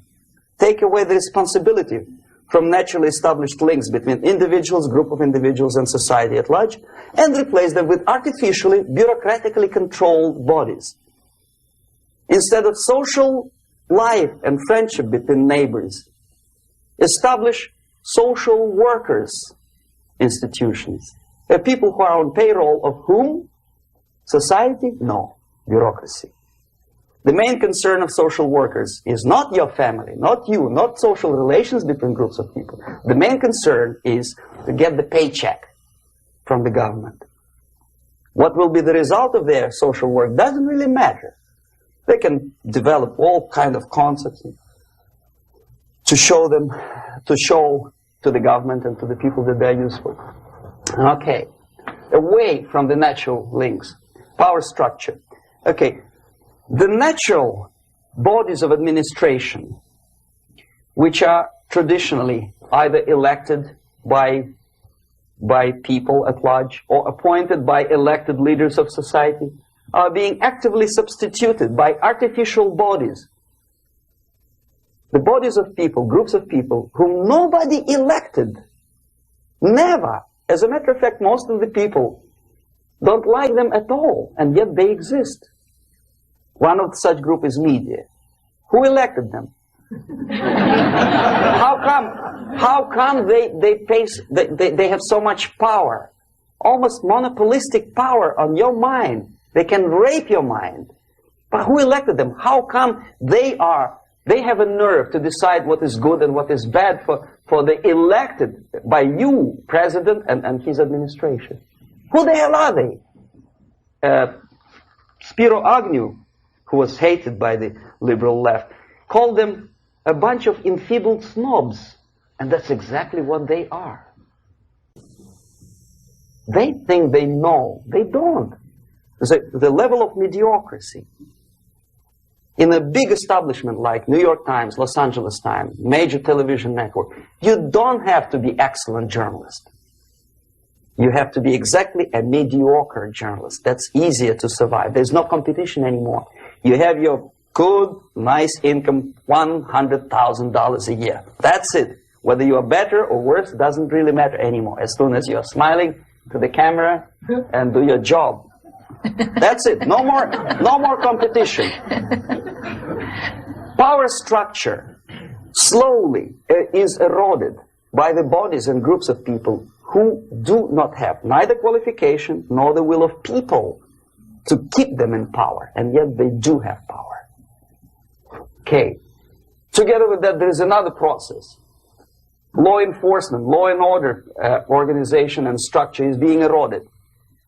For the last 20, 25 years, if you see old movies and new movies, you can see that in new movies, a policeman, an officer of the United States Army looks dumb, angry, psychotic, paranoid. A criminal looks nice, kind of, well, he smokes hash and shoots the whatever drug, but basically he's a nice human being. He's creative. And he's unproductive only because society oppresses him. Whereby a general of Pentagon is always, by definition, a war maniac. A policeman is a pig, rude policeman. He abuses his power. No? A generalization like that. The hatred, the mistrust to the people who are supposed to protect you and enforce law and order. Moral relativity. The Angelo Buono process lasted 2 years in Los Angeles. And yet there are still some lawyers who say, look, he's a nice character, as a matter of fact. There was some witness who said, also a criminal, who said, well, he's a nice guy. I asked him one day to burn a house of my enemy, and he wouldn't do it. He's a nice fella. Erosion. A slow substitution of basic moral principles, whereby a criminal is not a criminal, actually. He's a defendant. Even if his guilt is proven, there is still a doubt to kill or not to kill, to be or not to be. Thou shalt not kill, yes, but this line may not necessarily be applicable to a murderer. Thou shalt not murder. That should be the presumption, not that thou shalt not kill. Okay, labor relations. At this stage, within 15 to 20 years, we destroy the traditionally established links of bargaining between employer and employee. The classical Marxist-Leninist theory of natural exchange of goods. A person A has 5 sacks of grain and person B has 5 pairs of shoes. And the natural exchange without money is when they bargain between each other. And only with the introduction of the third force, C, an entirely third foreign stranger who says, no, don't give him 5 sacks of grain, give it to me. And you give me your 5 pairs of shoes, and I will distribute it accordingly, so that the economy will go. This is the death of natural exchange, death of natural bargaining. Well, trade unions were established 100 years ago. The objective was to improve working conditions and to protect the rights of workers from those employers who were abusing their right because they had more money.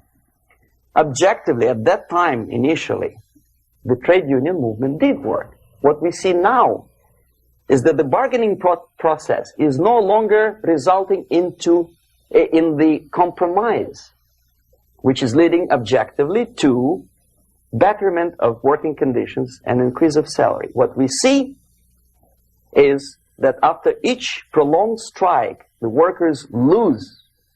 Even if they have 10% increase of their salaries, they cannot catch up due to inflation and due to missed time. More than that, millions of people suffer from that strike because economy now is interdependent. It's intertwined like one body. If previously steel workers, say 100 years ago, could strike and nobody would suffer, now it's impossible anymore. If a garbage collector strikes today, the rest of the multi-million city is stinking. I mean, there's no more service. In Quebec, for example, we had the electricians who were on strike in the middle of winter. You can freeze your bottom, and they still were on strike. Did they catch up with the salary? No, they lost. Who benefited? The leaders of trade union. What is the motivation for strike?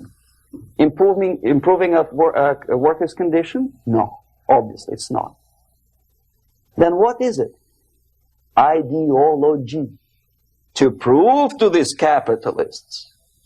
And the obedient horde of workers, like sheep, follow these people. And they cannot disobey. Why? Because if they do, you know what happens to them. Pickets, murders, shooting truck drivers by picketers. In Montreal, for example, I saw with my own eyes when I was correspondent of CBC International, Canadian Broadcasting Corporation, when the workers of aircraft factory destroyed computers and the equipment in the factory. And the administration employed strike breakers. Their cars were turned upside down and burned. Their houses were burned. Their kids were intimidated. And some victims were there. Of that we can be sure. Why? To improve conditions of workers? No. Ideology. Okay, so this is what happens basically. It may or may not happen without the help of the Soviet Union. But the natural tendencies are being greatly taken advantage of and capitalized by the Soviet propaganda systems. How? Whenever trade union strikes, we have influx of propaganda, mass media, ideological dissemination. The workers' right, and we repeat it like parrots. Yes, workers' right. Whose rights? Workers? No. The only freedom of worker to sell his labor according to his own desire and will is taken away from him. By whom? By trade union boss. Unlimited power is given. Responsibility. I want to sell my labor not for $2.50 an hour, but for $2. I don't have right. My freedom is denied to me. I know that if I sell my work for $2 an hour, not for $3 an hour, I will compete better with the other guy who is lazy and more greedy. I don't need $3. I need only $2. No, I was made to believe by media, by business, by advertising agencies that I need more and more and more. Have you ever heard any advertising on TV to consume less? No. No way. Whether you need a six-cylinder car or not, you have to buy it. And hurry up. When I was driving here, on the local radio station, an excited announcer said, "You hurry up, rush and save, save, save. There is a pantyhose sale." Save by buying more. See? Of course. It would be too naive to expect that KGB makes that advertising agency to do such a crazy commercial. No, of course not.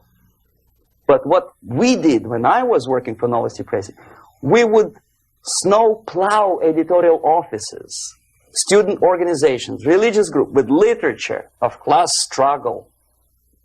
If not directly Marxism-Leninism propaganda, then a propaganda of legitimate aspirations of working class, betterment of life, equality. Equality, mind you.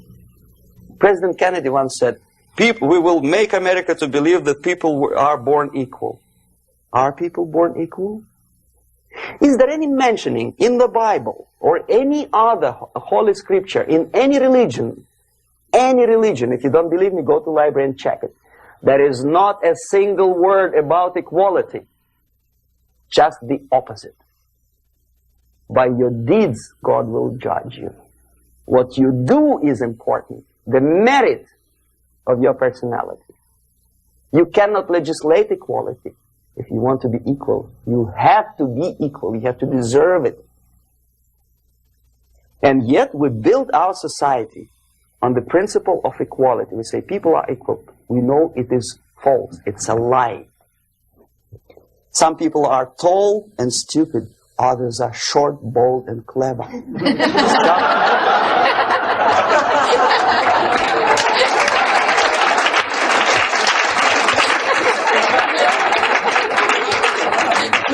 If we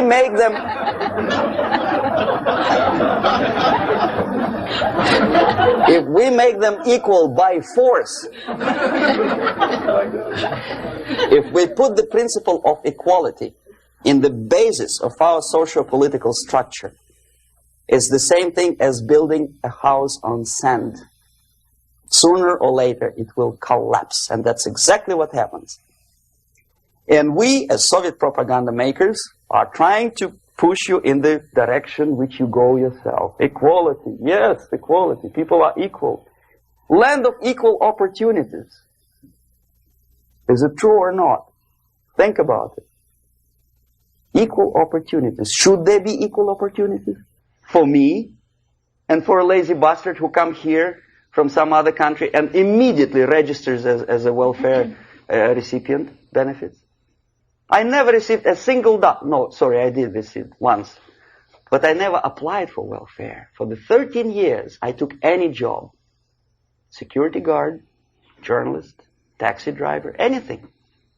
Well, I was restless, but some people don't like it. They immediately. So why should we have equal opportunities? Why? The equal opportunity to excel. Equal opportunity in equal circumstances, yes, but we know people are different. To excel, yes, provided we reach the same level of excellency, perfection, which is hypothetical, distant future. Yes, maybe. But we know perfectly well that even with the best intentions, people could not be equal.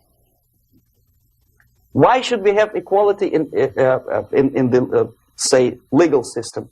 Myself, I'm considering myself a law-abiding citizen, and a person who comes here to rob and shoot, say, the United States administration under Carter imported thousands of Cuban criminals. They were non-criminals, yet they were accepted. Do you think it's fair if myself and my wife from Philippines, who work like a, excuse me, horse, as a lab technician in the hospital, should have the same rights as a criminal from Cuba? Why? And yet we repeat as parrots, equality, equality, equality. And the Soviet propaganda system helps us to believe that equality is something which is desirable. Democracy, as it was established by fathers of this country, of this system in the last century, is not equality. It's the system where different people, unequal people, have a chance to survive and help each other in constant competition, in constant perfection. Not inequality, which is superimposed from a godfather or a nice person in Washington, D.C. And the absolute equality exists in Soviet Union, quote-unquote equality. Everybody is equal in dirt, except some people are more equal than the others in Politburo. So, the moment you bring a country to the point of almost total demoralization, when nothing works anymore, when you are not sure whether it is right or wrong, good and bad, but there's no division between evil and good, when even the leaders of church sometimes say, well, violence for the sake of justice, especially social justice, is justified in the countries like Nicaragua, El Salvador, well, maybe Rhodesia. And we listen to them and say, yeah, probably it's true. Is it true? No, it is not true. Violence is not justified, especially for the sake of quote-unquote social justice introduced by Marxist-Leninists. That is my former colleagues from Novosti Press Agency. Okay, so we reach that point. The next step is destabilization.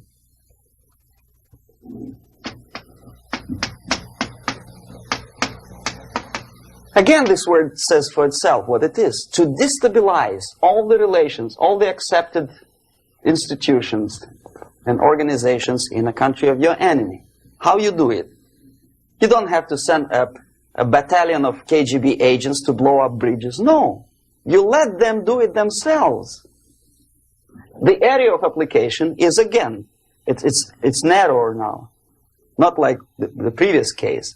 The overt legitimate actions of the KGB in this case would be hardly noticeable. There is no crime if a professor who recently went to USSR introduces a course of Marxism-Leninism in a Californian college, for example. Nobody is going to come to his doorstep and say, okay, mister, come, you are under arrest. No, it's not a crime. It's not even considered a moral crime against your country. So the area of application here is narrowing down to economy, again, labor relations, right? To law and order, plus military. And economy, law and order. Yes, and again, the media, but wider scope, little bit different. I'll explain it later. Okay, basically 3 areas. Economy. The radicalization of bargaining process. If on that stage we still could achieve, theoretically, some positive compromise between the negotiating sides with say, arbitrary introduction of arbitrary judges, a third side, objectively judging the demands of both sides. Here it's radicalization. On the stage of destabilization, we cannot come to compromise even within a family. The husband and wife couldn't figure out which is better. Husband wants his kids to eat at the table, and wife wants a child to roam around the room and drop food all over the floor. They cannot come to compromise unless they start a fight. It's impossible to reach a compromise, constructive compromise, between neighbors. Some people say, I don't like you to watering your lawn at that time because exactly at that time I'm walking my dog and he's getting nervous. He cannot pass his bowels, you know. So they cannot compromise. They go to a civil court or something like that. Radicalization of human relations. No more compromise. Fight, fight, fight. The normal, traditionally accepted relations are destabilized. The relations between teachers and students in schools and colleges fight. The relations between, in economical sphere, between laborers and employers are further radicalized. No more acceptance of the legitimacy of demands of workers. Unlike Japanese, with the theory Z, if you ever heard about it, where the workers are involved in the decision-making process, therefore they don't have moral incentive to fight their bosses. In the United States, it's just the opposite. The harder is the fight, the better. The more heroic they look. When the Greyhound network was on strike recently, the correspondents of local TV networks all over the United States were approaching the strikers, and they say, oh yes, we are doing something nice. They look like heroes and they were proud. There was some family, the husband was bus driver. Now they decided in a protest against the bosses to camp somewhere in the forest. And they were presented to the audience as a heroic, nice people. You see? The violent clashes between passengers, picketers, and the strikers are presented as something normal. 10, 15, 20 years ago, we would be angry, say, why so much hatred? Today we are not. We say, well, commonplace. Radicalization, militarization sometimes. As I explained on that stage, I took a step a little bit further. Shooting people. Okay, law and order now also is pushed into the area where previously people settled their differences peacefully and legitimately. Now we are getting with this court cases in the smallest irrelevant cases. We cannot solve our problems anymore. The society at large becomes more and more antagonistic between individuals, between groups of individuals, and the society at large. The media puts himself in the opposition to the society in general, at large. Separate, alienated. Okay? On that stage, you remember I was talking a couple of hours ago about the sleepers. That's when the students from, say, United States, if they are trained in Lumumba University, or developing nations, that's the students I was dealing with, are being sent back from the Soviet Union here. Or if they were already in the United States, in the country, which is the object of subversion, they spring to action. The sleepers go up. They slept for 15 to 20 years. Now they become leaders of groups, preachers, I don't know, public figures. Prominently they actively include themselves in a political process. All of a sudden we see a homosexual. 15 years ago he did his dirty job and nobody cared. Now he makes it a political issue. He demands recognition, respect, human rights, and he rallies a large group of people. And there are violent clashes between him and police, his group and ordinary people, no matter what. It's black against white, yellows against green, doesn't matter where the division line goes. As long as this group come into antagonistic clash, sometimes militantly, sometimes with firearms, that is destabilization process. The sleepers, many of whom are simply KGB agents, become leaders of the process of destabilization. Doesn't mean that Comrade Andropov sends Comrade Ivanov to the United States. The person who takes care is already here. He is a respected citizen of the United States. Sometimes he gets money from various foundations for his legitimate struggle for, I don't know, human rights, women rights, kid lib, prison lib, whatever. There are sympathetic Americans who donate their money to him. This stabilization process usually leads directly to the process of crisis. In case of developing nations, that's the area where I was active. The process starts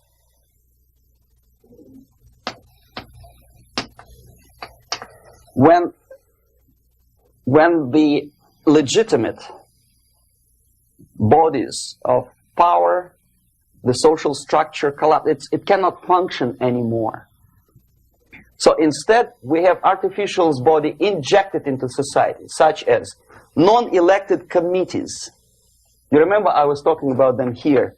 Social workers who are not elected by people, media who are self-appointed rulers of your opinion, some strange groups which claim that they know how to lead society forward. They don't usually. All they care is how to collect donations and sell their own concocted ideology, mixture of religion and ideology.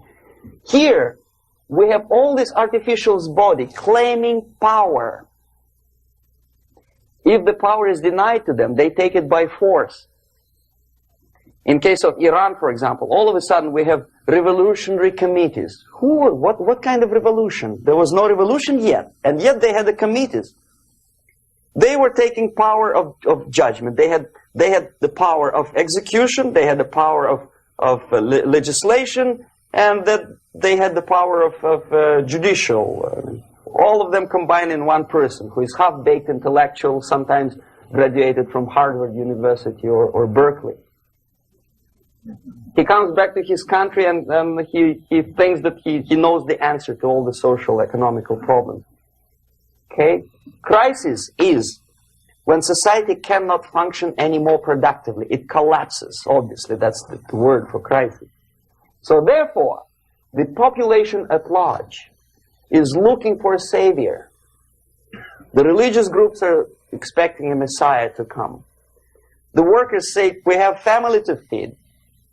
Let's have a strong government, maybe socialist government, centralized. When somebody put the employers on their place and let us work. We are sick and tired of going to strike and missing overtime and all that stuff. We need some strong man, strong government, a leader, a savior is needed. Population is sick and tired already. And here we are. We have a savior. Either a foreign nation comes in, or the local group of leftists, Marxists, no matter what they call themselves, Sandinista, a reverend or some sort, Bishop Muzureva, like in Zimbabwe, doesn't matter. A savior comes and says, I will lead you. So we have two alternatives here. Civil war and invasion. Okay? See how it goes?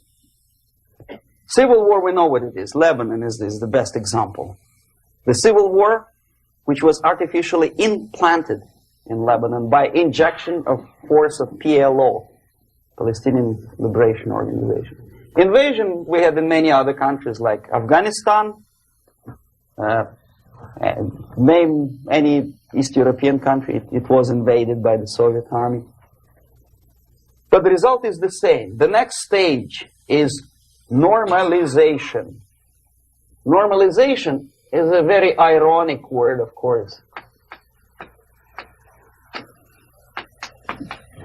It is borrowed from 1968 situation in Czechoslovakia, when the Soviet propaganda and after them New York Times declared the country is normalized. The tanks moved into Prague, so there is no more Prague Spring, there is no more violence. Normalization. At that stage, the self-appointed rulers of the society don't need any revolution anymore. They don't need any radicalism anymore. So this is the reverse from destabilization. Basically, it is stabilizing the country by force. So all the sleepers and activists and social workers and liberals and homosexuals and professors and Marxists and Leninists are being eliminated physically sometimes. They've done their job already. Okay? They are not needed anymore. The new rulers need stability to exploit the nation, to exploit the country, to take advantages of the victory. Okay? So no more revolutionaries, please. And that's exactly what happens in a number of countries. You remember Bangladesh? This is the crisis in which I was instrumental. First they had Mujibur Rahman. In 1971, he was the leader of People's Party, Awami League, with mustache like Stalin. He was in Russia many times. In 5 years, he was shot by his former colleagues, Marxists. He fulfilled his function. In Afghanistan, it happened 3 times. First there was Taraki, then there was Amin, now there's Babrak Karmal. They killed each other successively, one after another. The moment he fulfills his duty, the first one demoralized country, the second destabilized, the third one brought it to crisis. Goodbye, comrades. Babrak Karmal comes from Moscow and put into the seat of power. Same thing happened in Grenada recently. Maurice Bishop, Marxist, was killed by Austin, what's his name, General something, who was also a Marxist. Right? So no more revolutions, please. Normalization now. From now on, no more strikes, no more homosexuals, no more women lib, no more kid lib, no more lib, period. Good, solid, democratic, proletarian freedom. That's it. Now, to reverse this process takes enormous effort. When today, United States had to invade Grenada to reverse the process of subversion. Some people say, boy, this is not good, it's not kosher to invade the beautiful country, island of Grenada. Well, why didn't you stop the process here, when Grenada was just approached by leftists?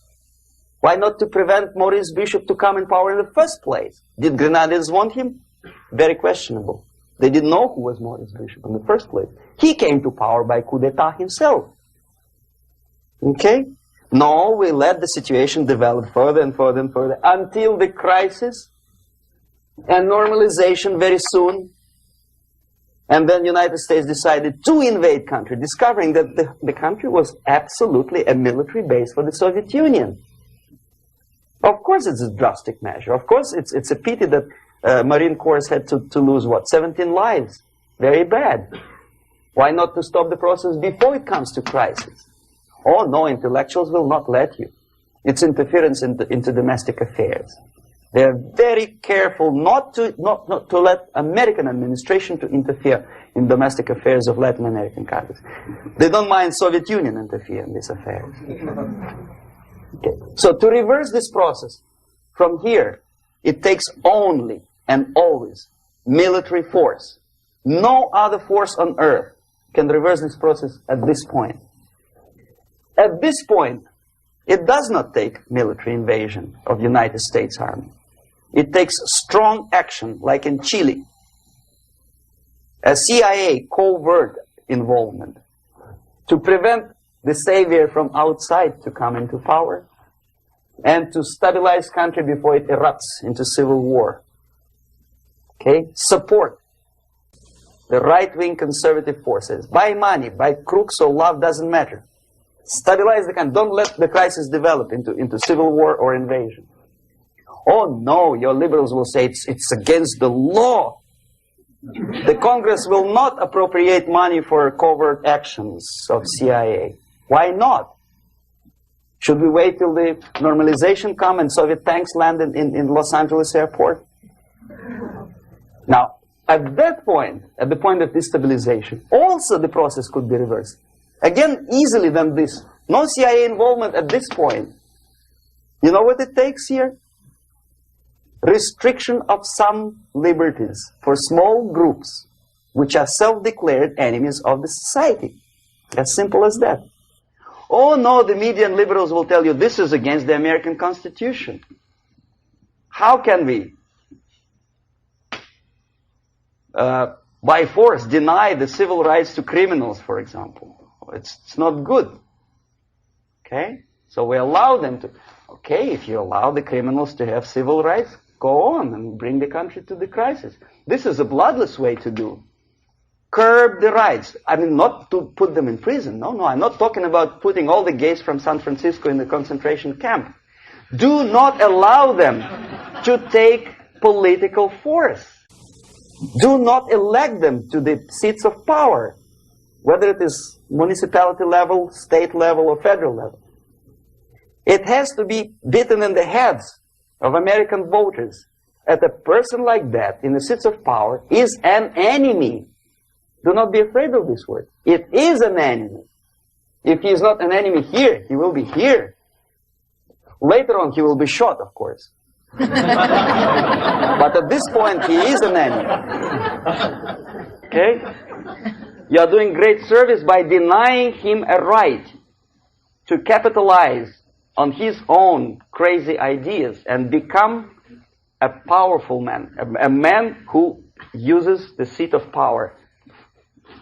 Restriction of certain freedoms and permissiveness at that point would prevent sliding into crisis and probably will return the process of destabilization.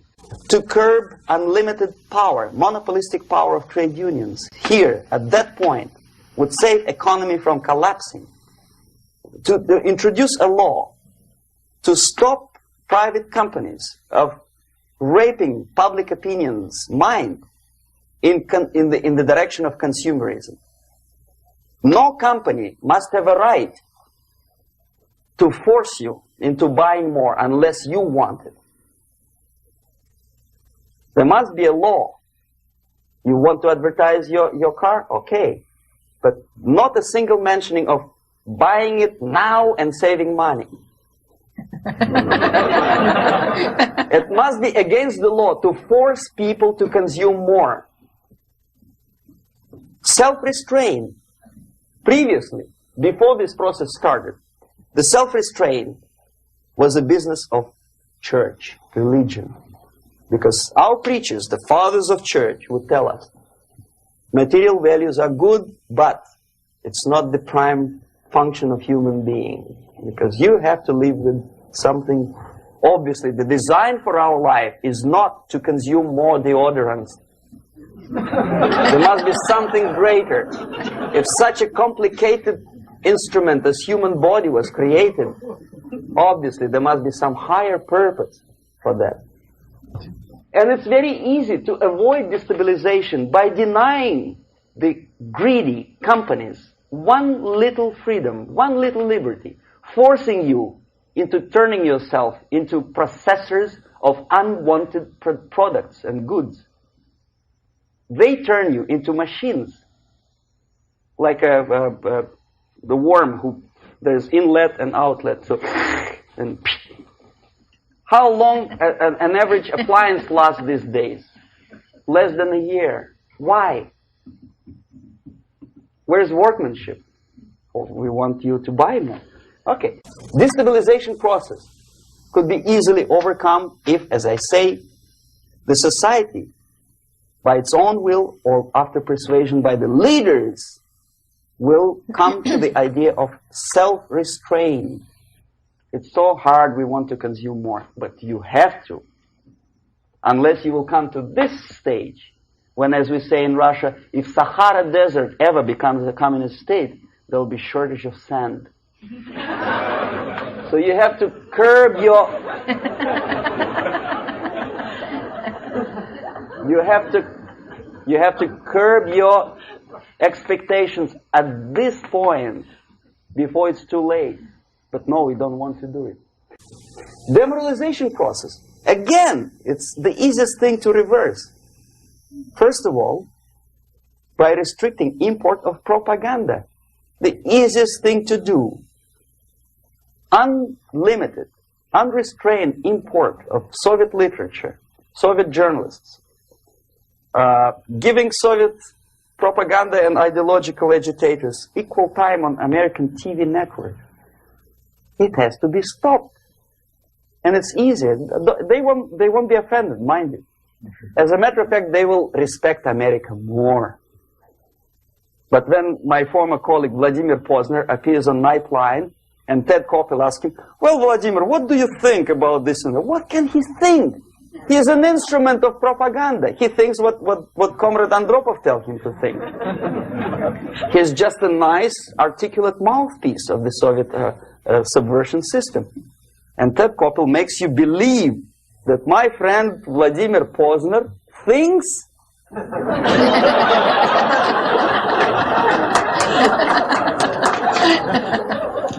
the process of demoralization may not have started at all if at that point the country, which is a recipient of subversion, actively, not violently, but actively, prevents importation of foreign ideology. I don't want America to follow the pattern of ancient Japan. You don't have to shoot every foreigner when it approaches the sacred borders of the United States. But when he offers you a junk in the disguise of very shiny something, you have to tell him, no, we have our own junk.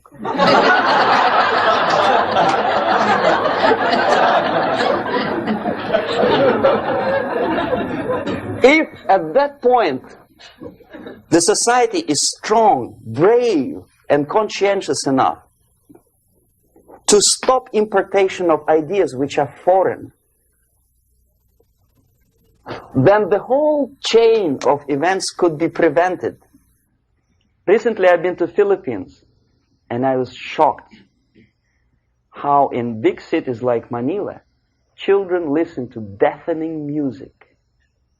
A melodious nation with long traditions of good, nice ethnic music, introduced by Spanish long time ago, maybe 2 centuries, 3 centuries ago, I don't remember how long. All of a sudden listen to musical garbage, blasting their radios at full blast, at full volume. Why? In India, I spent many years watching the reactions of Indians walking out of movie theaters after seeing Hollywood production. They couldn't figure out why Americans are so wasteful. They smash their cars, their shiny cars, every 5 minutes. How come they shoot each other for $500,000? Is it true that they're so obsessed with sex? Can you imagine showing a movie where each 5 minutes there's a copulation on the screen to a country like India with long tradition of respect to these private matters, or to Pakistan? And United States expect these people to respect you? No way. Oh yes, they will see the movie, they'll pay 5 rupees to see that garbage, but they walk out and will tell their kids, don't respect Americans, don't be like Americans. See? So, the process of demoralization could be stopped right here, both as an expert and as an import. And that takes one step, one very important thing to do. You don't have to expel all the KGB agents from Washington, D.C. The most difficult and at the same time the simplest answer to the subversion is to start it here and even before, by bringing back the society to religion, something that you cannot touch and eat and put on yourself, but something that rules society and makes it move and preserve it. A Soviet scientist, Shafarevich, who has nothing to do with religion, he is a computer scientist, did a very intensive research on the history of socialist countries. He calls socialist or communist any country with a centralized economy and a pyramidal style of power structure. And he discovered, actually he didn't discover it, he just brought to attention of his readers, that civilizations like Mohenjo-Daro in the river Indus area, like Egypt, like Maya, Incas, like Babylonian culture, collapsed and disappeared from the surface of Earth. The moment they lost religion, as simple as that, they disintegrated. Nobody remembers about them anymore. Well, distantly. So, The ideas are moving society and keeping mankind as society of human beings, intelligent, moral agents of God. The facts, the truth, the exact knowledge may not. All the sophisticated technology and computers will not prevent society from disintegrating and eventually dying out. Have you ever met a person who would sacrifice his life, freedom, for the truth like that? This is truth. I never met a person who said, this is truth and I'm ready to shoot me.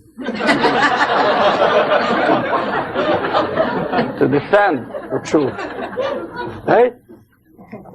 But millions sacrifice their life, freedom, comfort, everything for things like God,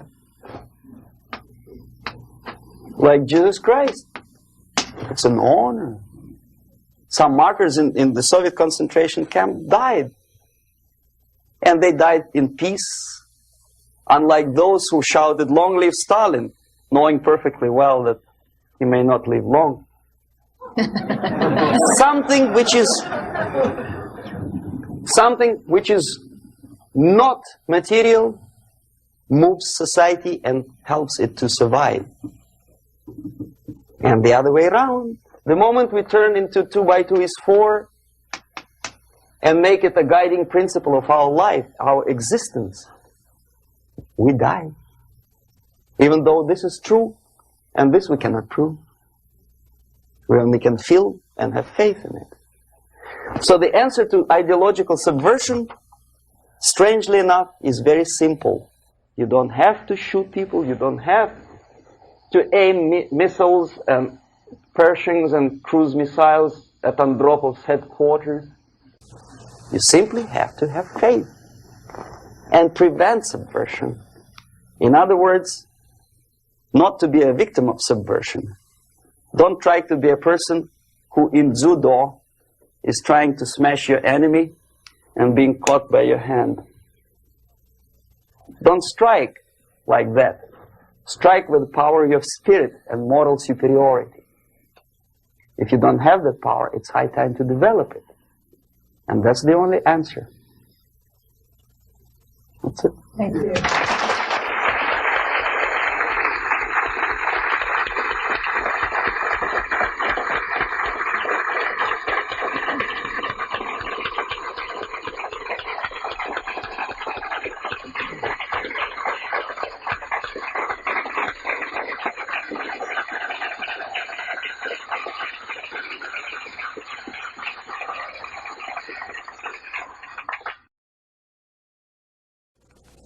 Can you describe how a concept is formulated, turned into propaganda, and then ends up on someone's bumper sticker or in a newspaper? What's the step-by-step process?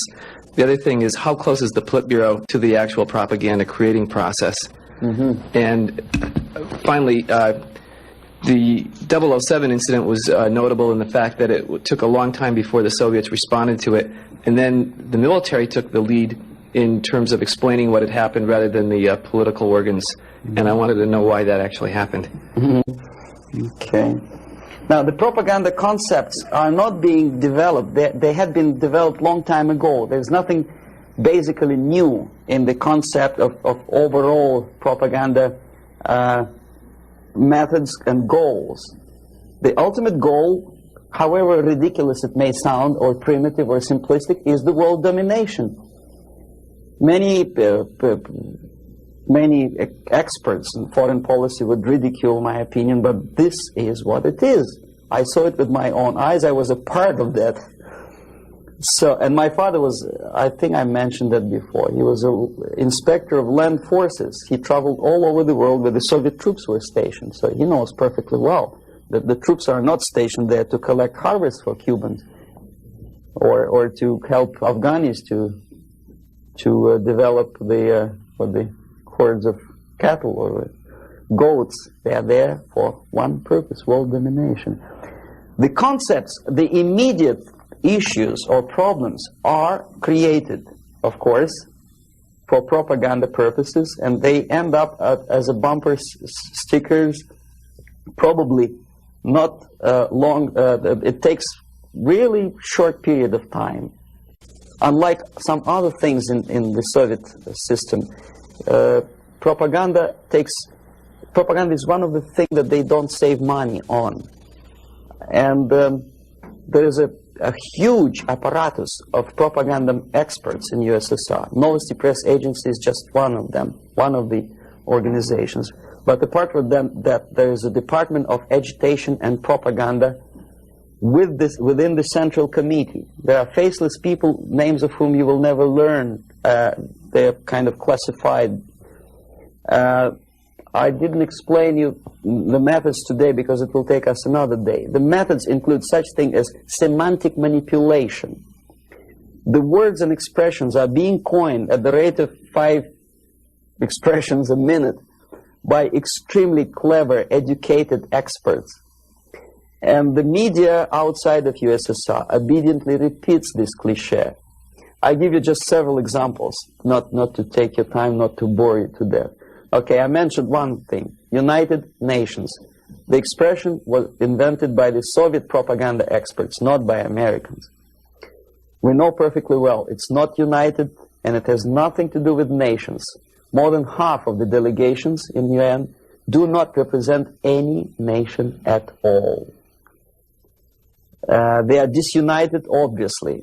The United Nations had not been able to solve a single military conflict. Nowhere in the world.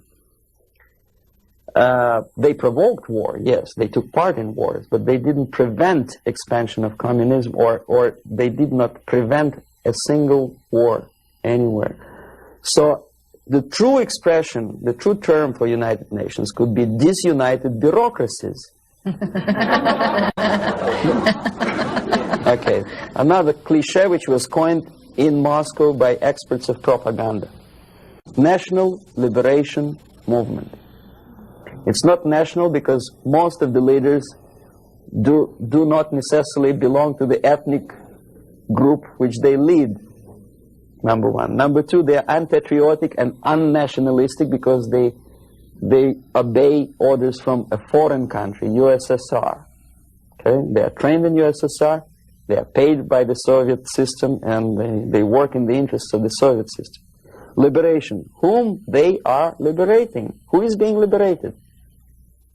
And movement. Movement, we understand, is something which moves, unlike something which is static. National liberation does not move. It's a war. If you call war a movement, probably. But it has nothing to do with the concept of movement in American terminology. It means a legitimate, overt, organized, voluntary movement. Right? I presume your church or your organization is voluntary. Nobody keeps you here by force.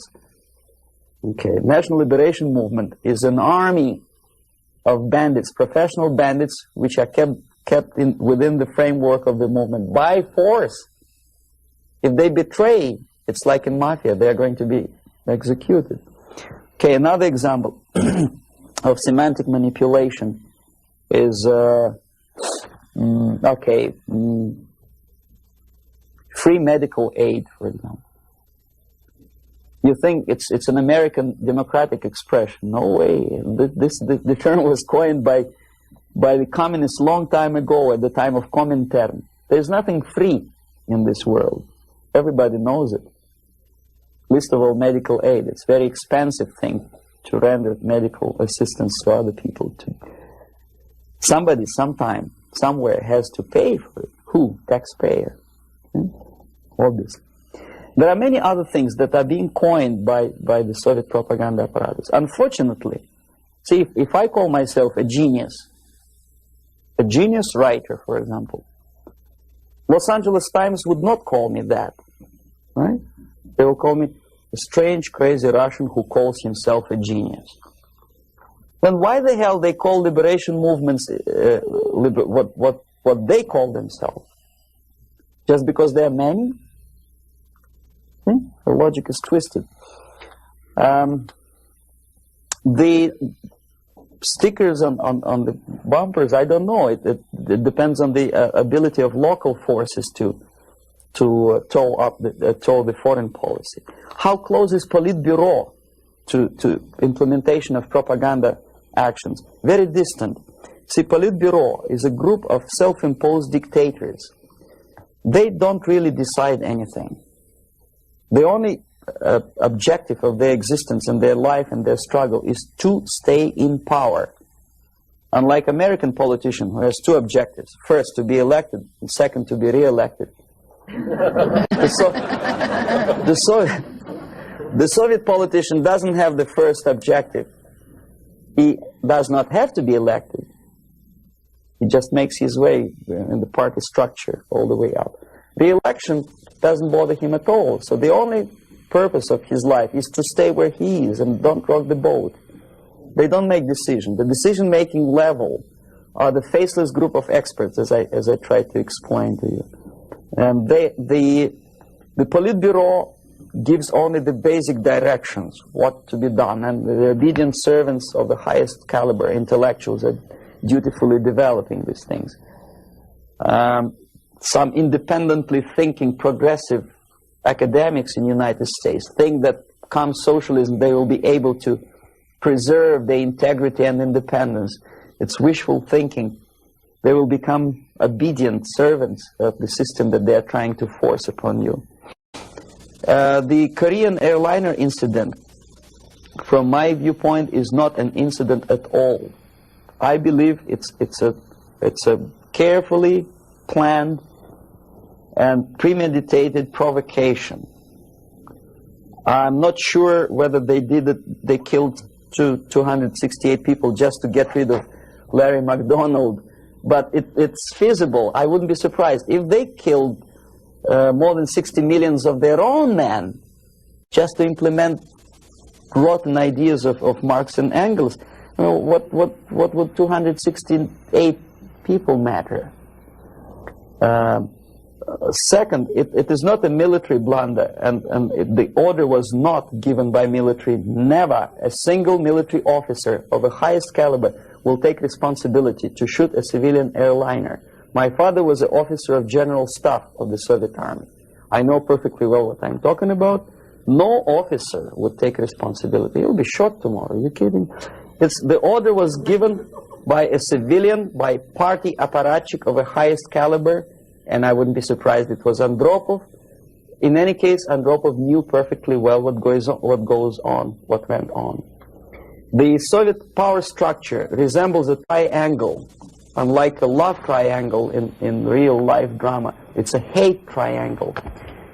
The seats of power are party, Communist Party, elite, of course, not the rank and file party, but the top of the pyramid. The KGB and the military, they hate each other, and each of them hate the other two. The most powerful is the party. This is the real power. The army and the KGB supposedly are servants of the party and the tools, the instruments of their power. But in fact, sometimes they are the power themselves.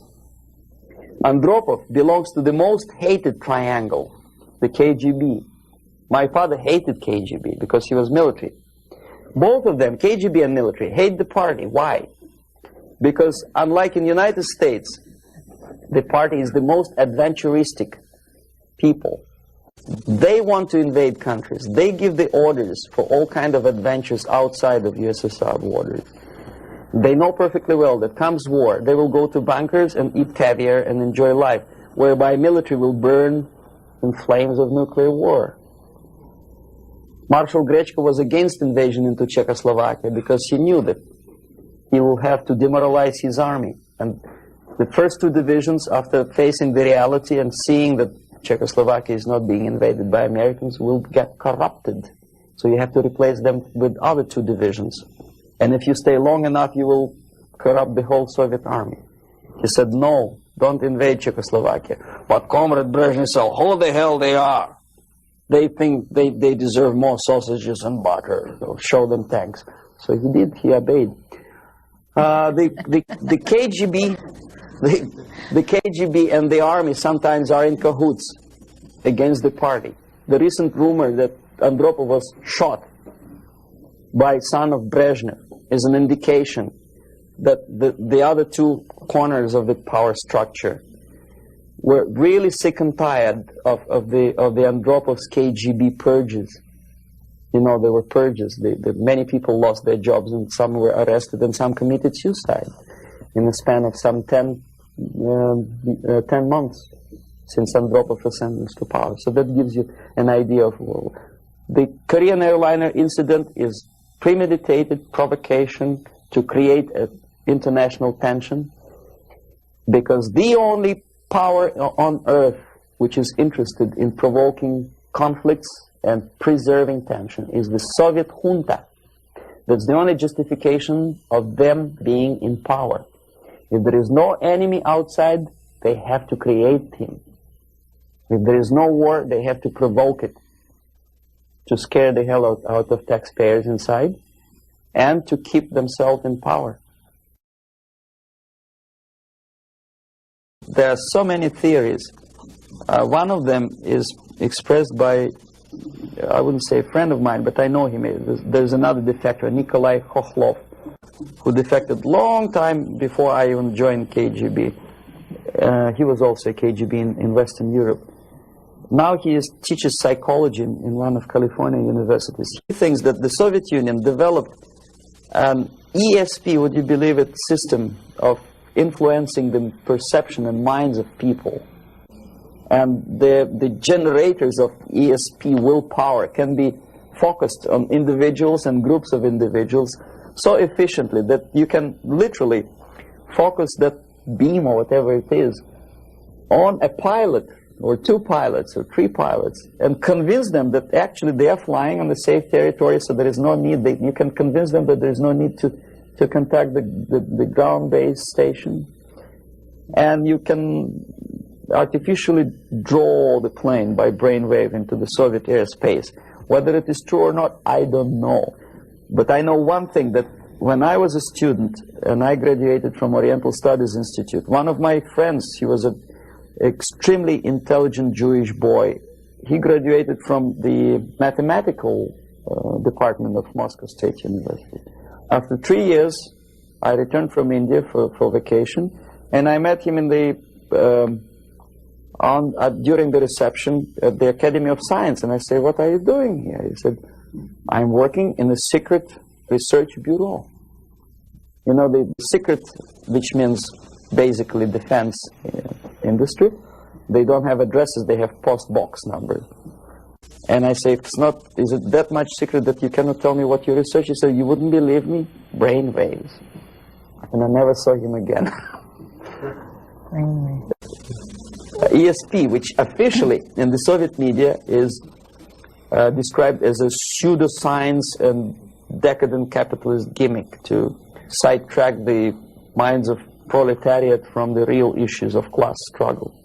But obviously KGB takes seriously that pseudoscience.